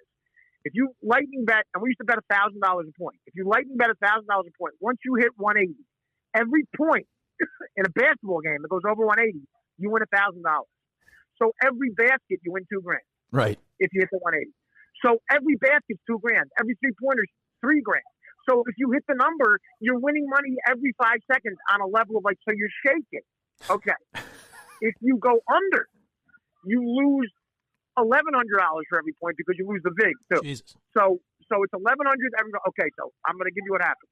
I was on the road with Norm, 1998 in June, and we lightning bet the over 1,000 a point in the lowest scoring NBA Finals game of all time. That Jazz Bulls game. Yeah. The Bulls, right. Utah Jazz. Right, that's right. The Jazz looked, Karl Malone and John Stockton looked like two Jewish guys playing. the Bulls just put the clamps on them. They scored, I think, 45 points. That's right. Norm and I, now, before I go on stage to do stand-up, I owe a bookie $80,000. Okay? I'm on stage in, St. Louis going, I couldn't even remember my act. I'm bombing because I owe a guy. You're bombing because of Greg Ostertag's inability to hit a jump hook. Exactly. It's almost hard to believe, Artie, you went from 14 million to 2 million with this strategy. Yeah. I used to call Greg Ostertag. You're not allowed to say that. Yeah, let me tell you. But it was so much fun. Again, the kind of funny that Norm Macdonald is. The movie Dirty Work I did with him, right? The hometown critic, my hometown paper said about my performance in Dirty Work, Artie Lange has all the charm of a date rapist. Okay? That's what he said. So here's how Norm cheered me up. He goes, hey, man, that's fucking great. A date rapist has to have way more charm than a regular rapist. That's true. He gets a date. Right. That's a good point. Yeah, that's what it's like hanging out. I'm going to defend. We started here. We can finish it because I'm sure you got shit to do. But I'm not going to lie to you. I fucking love Dirty Work. I think it's funny as hell. I mean, I know it's kind of whatever, but I mean, fucking Jack Warden's in it too, which is wild. Jack Warden plays like that. That's like Jack that. Warden. 12 Angry Men. All the President's Men. The Verdict. I mean, it's unbelievable. Yeah, you work with Dustin Hoffman and me. Yeah, Robert Redford and you. Yes. Yeah, but no. Thank you for saying that because I have a big part, co-lead or lead in two movies, Beer League and Dirty Work, and they were both called by a bunch of websites cult classics. Right? Oh, that's true. I agree. Yeah, definitely. Yeah. People love Dirty Work. And I'm proud to be in it. Lost and Found is the girl from Braveheart's in that, right? Let me tell you something. Spade is a gangster, man. He put Sophie Marceau in it. I used to get makeup next to Sophie Marceau in that movie. Yeah. We looked like we weren't in the same species. She's the most beautiful chick I ever met in my life. And when I got to know Spade pretty well and became friendly with Spade, he's another hilarious. Spade is just so fucking funny. But in the movie, Spade plays a guy. He's not even a rich, famous comedian. He's a guy who works at a restaurant who's broke. Right. And he fucks Sophie Marceau at the end of the movie. I'm like, Spade, this is not a comedy. It's science fiction. But listen, I got to work with some of the funniest people ever. I'm very grateful for it. Very grateful. Well, we're glad that you're doing well, and we hope to talk to you soon. And we'll promote your. I know you're around here coming up soon. Do we have the dates from Steve? Or yeah, October 18th and 19th. He's going to be at the Stress Factory in Bridgeport, Connecticut. Excellent. And then he's coming to Providence, Rhode Island, November 14th and 15th. Oh, I'm going to that. To the Comedy Connection. I'm going to one of those shows for sure. Check out all his times. Website's artiequitter.com. Comedy Connection's awesome. Yeah, please come by, guys, as my guest. Let's hang out. You guys are very nice to me. I appreciate it. Oh, we love you. We love you. You're the greatest. And when's your podcast starting up, Artie? I saw you tweeting. Oh, yeah. I got a podcast called Artie Lange Halfway House. Going to start in about 4 weeks. Early November. Good. Excellent. Awesome. All right. Well, yeah, so hopefully we'll get you on soon again, and we'll talk to you, and we'll see you in Providence. Awesome. Thanks so much, Artie. Thanks, Artie. Thank you. All right, buddy. We'll see you. Bye. Steve hangs up on him. Quick. I mean, you're the greatest. I mean, really. That was awesome. Oh, finally, some fucking respect out of one of the guests. Yeah, you had a raging hard on when he said good question. Good question. Yeah, damn right it was, Art. So we should definitely go to his comedy show and see if we can get him in person, right? Oh, for sure. Like November that. 14th and 15th? Yeah, we'll go to one of those shows. So he's in Providence, Rhode Island on the 14th and the 15th. Comedy Connection's cool, too, because it's small. I like it like that. Intimate. Good. We'll get tickets for that. We'll go see him. And I mean, again. Well, it sounds like he just said, come be my guest. Well, yeah, okay. But I'm happy to give him will you text him and bother him? I am. He said it on do the you show. Do you have somebody you dealt with? I'm holding you to that. All right, give us a couple ticks, brother. I got his number now. But you had somebody you dealt with together. Good. We'll talk to. I mean, again, we just want to talk to him before the show. Like maybe we can do, a half hour with him before the show or something. That'd be awesome. Fun. Yeah. I will say that you guys come in so prepared and you're good at interviewing comics that 15-minute stretches to an hour. They just want to talk. Like both Dice and Artie just like wanted to talk to you. Yeah, guys. which is good. I mean, I was so happy to hear. Like, I mean, so for me, like Artie's not much older than I am, but I started listening to him on Stern. I was already in my 20s, but you listen to a show, and I think some people felt that I'm not Stern, but felt that way with my old show. And even this show, like to hear somebody who was struggling like that, and when you hear them so clear, like I haven't heard Artie that clear in forever. Yeah, it sounds like he's doing good. It fucking is. I'm like, I can't tell you how happy I am. And I wish I had said this to him. I can't tell you how happy I am to hear him like that. That really makes me happy. I mean, used to be. Who knows if it'll come again? Hopefully not. But like, there used to be a lot of times where you'd hear Artie where he'd repeat stories within the same interview. Yeah, and I mean, you always. There are times you're like, geez, I don't think he's going to make. Like you're just kind of waiting and then you see he goes to prison and then this, but you see that video and like his nose is obviously fucked up and all that, but his eyes are like clear. You're like, holy shit, I've not seen that. He's skinny. I haven't seen that Artie Lange in 25 years. Yeah, I can't believe the story he told about the nose. How he actually was snorting glass. Yeah, it's crazy. Well, I was being serious when I heard that. I just assumed it was like crystal meth and something weird happened, but it was literal glass. So the only time he ever shot something, it was meth. But if you can tell, like the sort of link for us with comedians is not dissimilar to the links that we like. And he said it that we like. He's a guy who's old school and tells jokes that people don't like. But I don't have a lot of interest in some fucking young. I mean, if he's serious, these younger comedians sit around. It's PC among the comedians. Well, that's what they talk about the comedy table a lot. Like that was the generation like Artie, Jim Norton, Nick DiPaolo, Patrice O'Neal, guys like that. Yeah, well, think of who they learned from. Think of the guy's 20 years older than that. But now that generation is kind of grandfathered in. But if those guys were starting now, they'd never make it. Make it. No chance. Which is sad because those are my favorite. I'm a young guy, and those are my favorite comedians. So my point is, then if it gets worse, what's it going to be like in 20 years? It's crazy. So those people now are going to be when they're 50. Like, what do you? And a lot of young comedians are funny. I'm sure. I don't listen. Mike knows more than me, but I mean, I like that age. Well, Artie, you don't even have to ask 20 years from now. I think Shane Gillis is funny, and I think he would fit in with that type of crowd. Right. And he's being fucking crucified. But, like he mentioned another guy I love to talk to is Spade. Yeah. Great. I mean, great. Like, that's my kind of, that age is the guys I like. That's my sweet spot. That like late 40s, early 50s. And, Norton and, Artie and Dice is a little older, but Godfrey and those guys. Like, I mean, it's just a different. I could listen to those guys tell fucking comedy stories all day. Godfrey would be great. I Incredible. hope we can get him on. Yeah, hopefully we do. I mean, I'm sure we'll get him on at some point. But it's good. Like last time I talked to Artie, I was really enjoyed it, but I could tell he was he didn't really know who I was. He was fucked up. Yeah, and he was funny. I was amazed. I don't know if this stuck out to you, but when he referenced Portnoy, right. I was like, oh shit! It just surprised me that he knew where he was. Right. Like, Yeah, he's clearly who a he's talking conservative. to, and he's like watching he's also Fox clear-minded News. too, though. He's tuning like in. paying attention, so Yeah. it's good. No, it's I'm trying to think. I had another point during it that I wanted to bring up to him. I forgot. Honestly, I shit on Stern all the time. That'd be great if Artie and Stern got along because I think that means a lot to fucking Artie. That's like his in a weird way. It's like me and Jerry. Like he's called Stern like his father figure. Right, and Jerry to me is like my older brother. So when we would fight, it would fucking bum me out and really bring me down. And I'm so happy that we're in a good spot now. I'm sure we'll have ups and downs. But if Artie goes on Stern, I hope Stern lets him go on. And but I also think I'm sure Stern is also thinking like, geez, is this dangerous? Is this bad for him? Is this? I kind of thought it was weird that he said the moment he knew he was done was when he called him Pelican. That was a face bad something. fight, man. Yeah. But so like a guy like Stern is going to let something like that get under his skin. Oh my God, he's so crazy sensitive. Yeah, he's famously sensitive. Yeah. But that fight was, if you go watch it on YouTube, it's fucking ugly. And Artie was finally like, "Fuck this." And, fuck you, bro. You're not my bro. Yeah, you're my bro. Right. Yeah, Why you come on your bro, Yeah. bro? That whole thing. But I mean, he even sounds like a little, it's still gravelly, but he just, I don't know. Yeah. I'm glad that he's doing well, and he's still fucking. That's a good thing. He's still fucking funny. Yeah. I'm sure his stand-up's gonna be great. Oh yeah. So has Mike redeemed himself with that interview? What do you think? Well, he did fine. Although there were a couple of jump-ins. Yeah. A couple of jump-ins. How do I improve? What am I doing wrong? You just can't be afraid to interrupt. Yeah, okay. Like, I don't know if you know this. Yeah. Like, I will just. But if ask he's the still question. talking, I don't want to. But you gotta kind of tell when they're. Sometimes you have to cut people off. Also, and like what Kirk said last time around, there's some people who there's a number of times you have to try to cut them off before they'll stop. right Sure, now, Dice was a rambler. I didn't like the Dice interview. I was surprised. Yeah, Jerry hated it. What? I mean, I think the first 20 minutes were rough.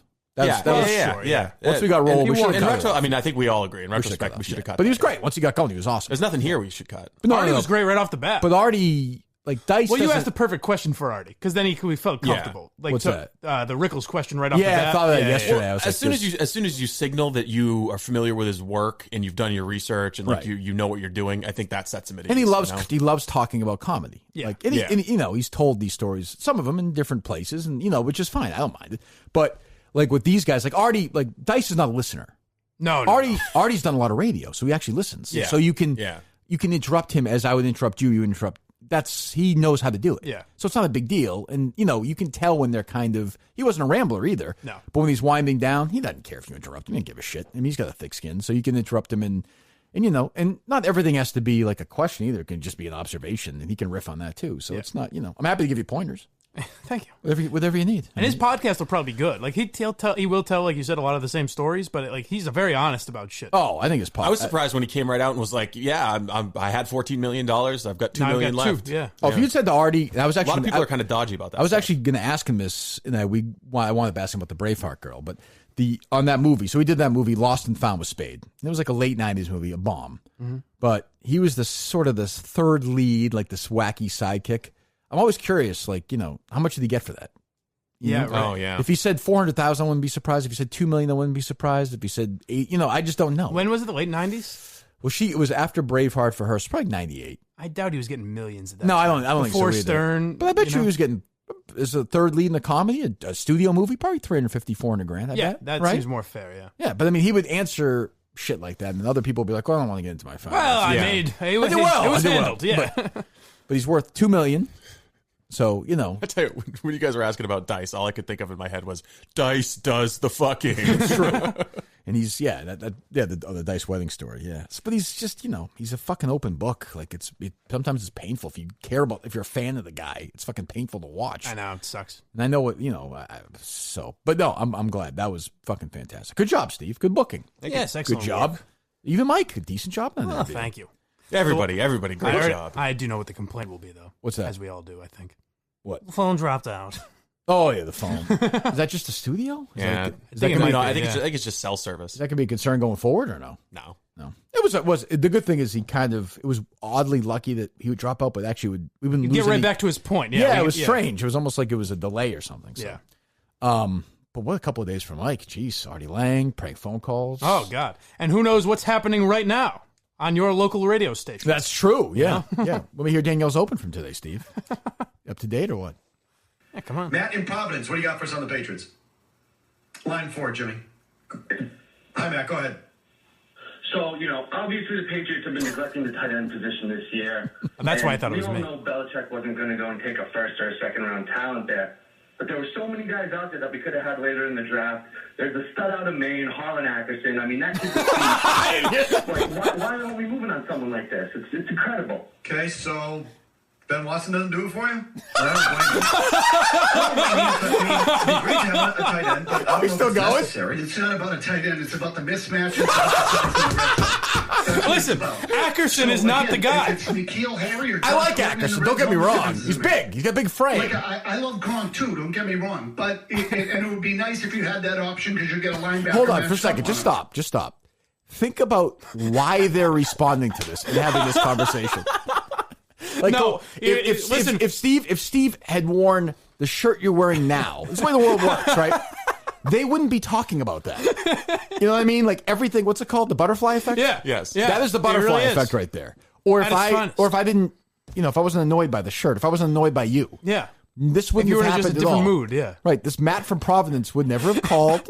And it'd be great if they got into like some spirited debate and they actually got angry at each other and somebody said someone lost their job. Pull up Harlan's stats. Harlan Ackerson is a bum. Or it'd be great if like Maserati got so mad and said something like horribly racist and lost his job during that interview. It would be great if Harlan was just driving along, listening to some sports talk. And it would be great if he said something racist about Harlan Ackerson and lost his job. They're like, hey, justice for Harlan. I would have said Harlan Ackerson's a long snapper myself. Ooh, wow. That's good. Well, hey, we've got time. He was more of a right tackle. Let me hear this again. We don't need the actual position he played, Steve. God, let me hear this again. Matt in Providence, what do you got for us on the Patriots? What a find. Line 4, Jimmy. Hi, Matt. Go ahead.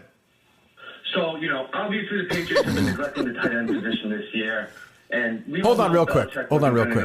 Do you want another reference before Ackerson there? Are you comfortable with Ackerson? Because I'd like another reference. I think he gets them to but not. You know what? He allows them. I can't critique this guy in any way because it's perfect. This is perfect. He did a perfect job. The thing is, if you get it cut from the podcast and we don't get to play it here, because the name is really not. happened? Unless I'm wrong, the name is not an inside thing, right? I mean, there's so many of these inside jokes. Matt from Providence is not an inside joke, right? Not to my knowledge. No. Okay. Do we know that is? No. You don't, Steve? Okay, go ahead. No. A first or a second round talent there. But there were so many guys out there that we could have had later in the draft. There's a stud out of Maine, Harlan Ackerson. I mean, that kid's a beast. Like, why aren't we moving on someone like this? It's incredible. Okay, so Ben Watson doesn't do it for you? I don't blame you. I don't know why you need to. Meanwhile, why? I mean, why should Felger know that? Why are we laughing at him? Fuck should he know that for? But he's just like, why are we going to bring in Harlan Ackerson? Come on, Ben Watson doesn't do it. Would it kill one of those guys to say that, like, just be like, why do we want Ackerson? Jim Murray's got to get that reference. He's got to be laughing to himself. You know, I think. But why would Murray play along and be like, well, yeah, but this Ackerson guy. That's what I would be doing. This Ackerson guy is dominant. He dominated his field for years. He humiliated people. That'd be great. He's ruined people's lives. Big Jim, if you're listening at this point of the pod, please start doing that. Just play along. We know you get the references. Just play along. How long is the rest of the cut here when they go back and forth on this? The video someone posted on Twitter is just like a minute long. Let me hear it. Go ahead. Tight end, but I don't know if it's necessary. It's not about a tight end. It's about the mismatch. It's about the size of the red zone. That's what it's about. Hey, it could be Harlan Ackerson or anyone. N'Keal Harry or Josh Gordon in the red zone. What difference does it make? I love Gronk too, don't get me wrong, but it would be nice if you had that option because you get a linebacker matched up on him. But if it's a smaller defensive back on a receiver, what's the difference? So you're talking about the tight ends in the draft. I mean, this guy. What are the odds that a rookie tight end comes in and does something? He's talking about Ackerson. I would have. The odds of Ackerson, not great. I got to be honest. And I mean, come on, Maine, right? Maine. I would have handed over my crown if when Maz in that rant goes, whether it's N'Keal Harry or Josh Gordon or this Ackerson fella. I'd kill one of them just to say that. Look, I like Ackerson. Don't get me wrong. I like him. That's what Francesa would have said. Yeah. Yes, he absolutely would have.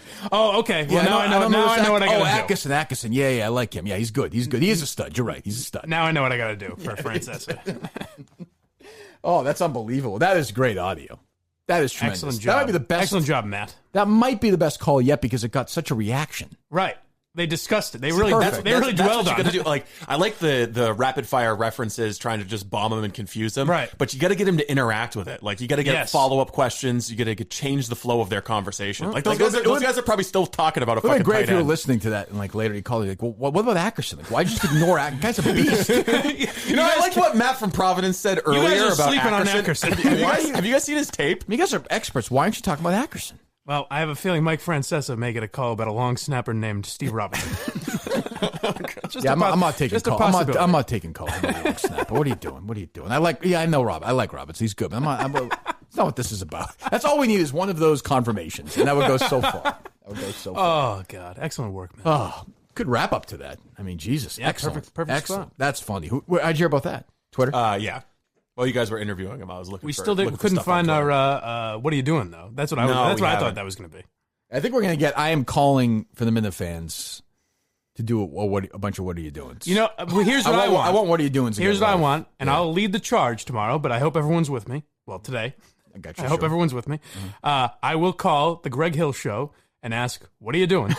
And I hope the next 5 callers after me all ask the same questions. Stack the lines up, baby. They have no humor about it either, huh? No, not at all. Like if I was, well, just imagine this position Greg Hill's in, like trying to fill your fucking shoes. it's not that hard. I'm not. Yeah, I know, but he's got his huge chip on his shoulder. Amadeus. I mean, you do a show, and if somebody says that, you laugh, Right. and it disarms. Like when Mutt did the other night. Ironically, given he's stupid, was genius. Perfect. Yeah, no, because I heard him try to take that call afterwards, and I was like, "Oh, you really rattled him." And Blind Mike was like, "Well, I was kind of rattled." Yeah, me too. Because I didn't know what to say next. Yeah, it was funny. If Greg Hill was like, "Why are you doing this? Don't you? I mean, what the fuck are you doing?" Things take time. See you later. By the way, did you guys see the video of Dave Portnoy getting whipped cream licked off him? I don't know what to say about that. Is that like a rider in Davey Mouse's contract? I don't understand it. I think he's our president and leader. And I don't find it. I miss. I will say the blog post they had today. I don't want to get yesterday. I don't want to get it too into the Barstool politics.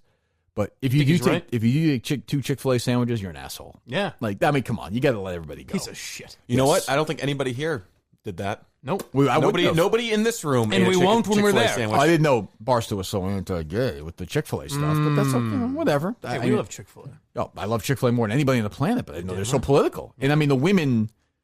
We've seen the women at Barstool that you literally throw food at them on the ground. Yeah. They're giving their level of dogs. submission. Yeah. I mean, that's just the way it is. Of course. If it gets through the cage, they get whatever's left. There's like 6 of them a fight. It's a weird move. I saw Casey and Rhea one time fight over a chicken sandwich, and in the cage it was fucking brutal. Brutal. And the guys were just laughing, of course. And That's how it is there. Yeah, I'm looking forward to it. It's a weird move to just steal a chicken sandwich right out of Erica's hand, though. Well, why? It's not stealing. She's submissive. That's how it They works. said, "I'm taking this," and she said, "Okay." Yeah, I understand. Fine. All right. No Did problem. she text you back, by the way? She did not. She didn't need to. He said, "We're bringing in Jerry Callahan, all right?" She was And too. she said, She was "Okay." too hungry to text. I got a text during the Artie interview from a former on-air personality at the station saying the image of a red-faced Zarbano angrily texting producers from his office to stop allowing Blind Mike on the air is hilarious. Yes, that is. I won't say who that was, Are you going to start screwing up your voice? but I'll say, I would say that he's not going to be invited to Vivian Brady's next birthday party. Oh, good. That's what I would say. Oh, excellent. That's what I would say. I'm glad. I'm good. I'm glad he's a fan. Yes, yeah. You guys did not get along well at first, but you've... Not at first, but I like him. I love him. Yeah. Love him. All right, so not Red 13 Studios. But still, we can still say we like Red 13 Studios. Yeah, we love Red 13. Yeah. Red Go 13 there was if you great. It want. was a little sad leaving there yesterday. Yeah. Yes, it was. But you have to go back and get the microphone. The seat. So you have things to do. Yeah, right. You know, honestly, if I walked in there and was like, "Hey, I need this chair. It's just Kirk's. It's his chair," they'd be like, "Oh no, we understand." Like, Okay, Jim- yeah, Jim gets you. That's all going to happen. I don't know why are you like painting this as a scenario? It's not going to happen. You're going to do that. it doesn't fit with the desk I got you. Well, get a better desk. Get a bigger desk. Actually, it wasn't a perfect impression of what it would be. More like I need to take Kirk's chair, and they'd be like, "All right, bro, totally." Yeah, that's true. How you doing, man? Very Is late. that how they talk? Kind of. Okay, well, I never had a conversation with them. Are you gonna have a name for the studio? You guys, I'm not great at naming things, as you know. You Not guys just can do KMS Studios, or should it be funny? Or, that. Ooh, you know, yeah, I don't know. Yeah, it's a good question. Barstool. All aboard? I don't know. Ola Studios? Who knows? Barstool Boston. Yeah, it's good. It's a good one, Mike. Mike's cooking right now. Always. It was very creative. Hey, listen. I'm riding high off that Artie compliment. 2. Yeah. Yes. Good Well, I question. stole one from you. You did? He said, this is why I respect you. And I said, thank you very much. Well, maybe he respects you. Maybe he's talking to Steve. Maybe. No questions from you, Steve? No. I stood Questions back about Trump or Ukraine or anything? No? Stood back and let the Masters work. I would like to have known, because he's definitely a conservative. I would have liked to have known what he thought about Hillary, about definitely Howard. Conservative. About Howard Stern sucking off Hillary Clinton. He would have been like, what? I mean, Yeah, that's he stayed back. Peacetime with Howard, yeah. When I interviewed him about Howard 3 or 4 years ago, he was ripping. It was a lot different. Yeah, he was like, fuck, he's dancing with Ellen, fuck this. But like, I want this guy to stay. Like, what are you going to do? Yeah, right. You know, I get it. Trust me, I get it. Like, you want to stay healthy as best you can. He seems happier, which is great. He's doing stand-up, his podcast. I almost said, but isn't it kind of phony the turn he's taking? But then I was like, why bother? He knows. Yeah. And he's made that pretty clear. But he was, at one point, so fucked up, he was tweeting, like, I'm going to text out Howard's phone number. And he did it like one digit at a time. Yeah, they do the whole thing, like 6 digits or something. It's good it wasn't Cullinane. He would never figure that out. How am I going to dial this?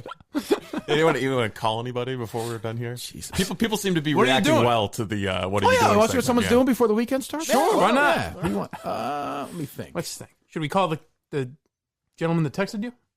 Nah, he's got a job. I don't want to. Again, those people I don't want to bother. But if we just ask, what are you doing? But I could see he's Some sort of trouble? Yeah, I don't want to. Should we call Blind Mike's mom again? You still have her number? Do you or no? No, I deleted it. Let's see. Is he on the air? Is he in a break? Let's see. Let me give you one here. Okay. Oh, what are you doing? I'm just looking through my phone history. I've just got all these random fucking numbers that were random 413 and 617 my mom's numbers. oncologist anymore. I don't think we're going to call her. Let me see here. We could. It's See true. what she's doing. She a lot of laughs. You could call the painter. You talk mentioned to Chris Burns? Second time you mentioned it, Steve. Well, I'm just looking. I'm looking through my fucking phone. KirksPainter.com, all right? Give him a call. I don't know.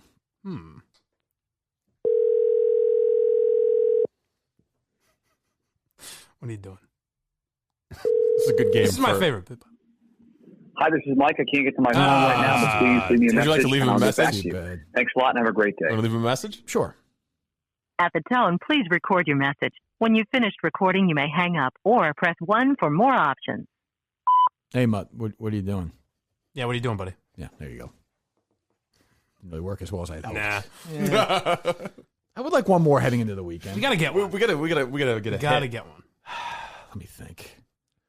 It might be better if we just like connected our phones and you just put your entire phone book instead of See, sharing if one if text you were message calling at a them, time. it might be better, is the thing. Oh, you think? I If you- do if you like the called surprise someone, yeah. element to some extent, but I think you're right. Yeah. Well, here, hold on. Like if Mike saw you calling, you he know might what? answer. I can take 2 seconds. I can connect your phone. Just call a random number. Let's try a random number. That's always worked. All right. It's always worked in the past. I think so. How am I going to do that? I don't understand. The number you have dialed is 2. Why is Always that so hard? Always a home run. All right. Just try one more. I think it's possible that there are more non-working numbers than working numbers. I think we're learning that. What's Harry Minihane up to? Mike is no help. Well, I don't have anyone. I feel like we want someone the listeners That's would know. true. That's true. I like the random number part of it. I just want that to happen. It means please be 64 years old. God damn it, Steve! You suck at this. All right, Mike, give me a random number. Mike, go ahead. Random number. 413. He loves that 413. 525 3845. Is that a random number? Yeah. Okay.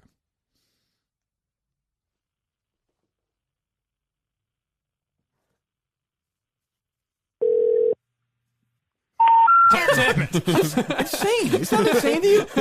All right, give me a random number. All right. This is what the show is now. By the way, Monday, we're just starting with this. Yeah. Yeah, get ready. All right, I'll give you my number of my childhood home. Okay. 617-667-6714. I lived there till 1984. You know what really hurts is that I said to that, oh, interesting. To what? You said I'm going to give you my childhood phone number, and I said, oh, interesting. Yeah, what's interesting? I don't know. Fuck up. Hello. I'm feeling good, Your Steve. parents answered.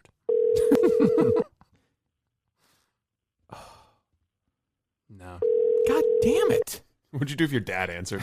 That's funny. The second time. Just said that. Oh, sorry. It's really funny. Hello. Hello. Hello. Hola. I'm calling from the Kirk Minihane Show on Barstool Radio. Yeah, not interested. What are you doing? We're not selling anything. Hello? Yeah, we're in the hospital. Oh, you're in the hospital. That's what you're doing. Okay. Well, we'll let you go. You're doing that. Okay, good. Now, what are the odds? I mean, come on. That's got to stay. It's got to. Yeah. We made it clear. It's not interested. How do you know? Because we're in the hospital. Was that really a random number? Yes, because my number was growing up. What do you got? Call somebody on purpose when he was in the hospital? That's unbelievable. All right, well, that wraps it up. We can't do better than that, can we? No. Or is that, I mean, I could see myself saying that to somebody who I thought was a...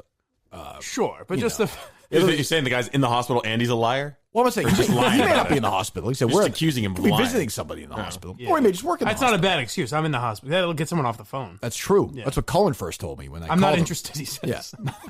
How do you know that? I'm more of a sports hub guy. I like Jerry.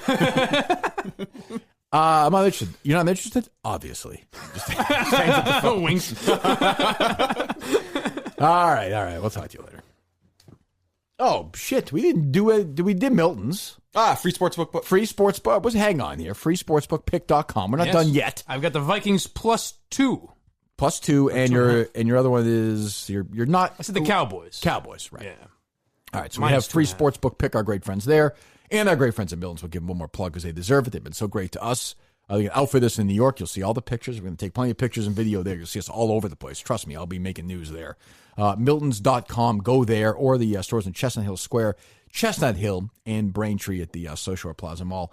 All the casual clothes you want are suits. Weddings are coming up. I know fall's coming up. It's going to get colder soon enough on the East Coast anyway. Or go to Miltons.com, as so many Minna fans have. We appreciate that. That's been a big help. freesportsbookpick.com and Miltons. Thanks to those guys so much. All right, we'll talk to you, what, Monday? Yes. Monday. This was pretty reprehensible. I don't know how it can be anybody's idea of humor.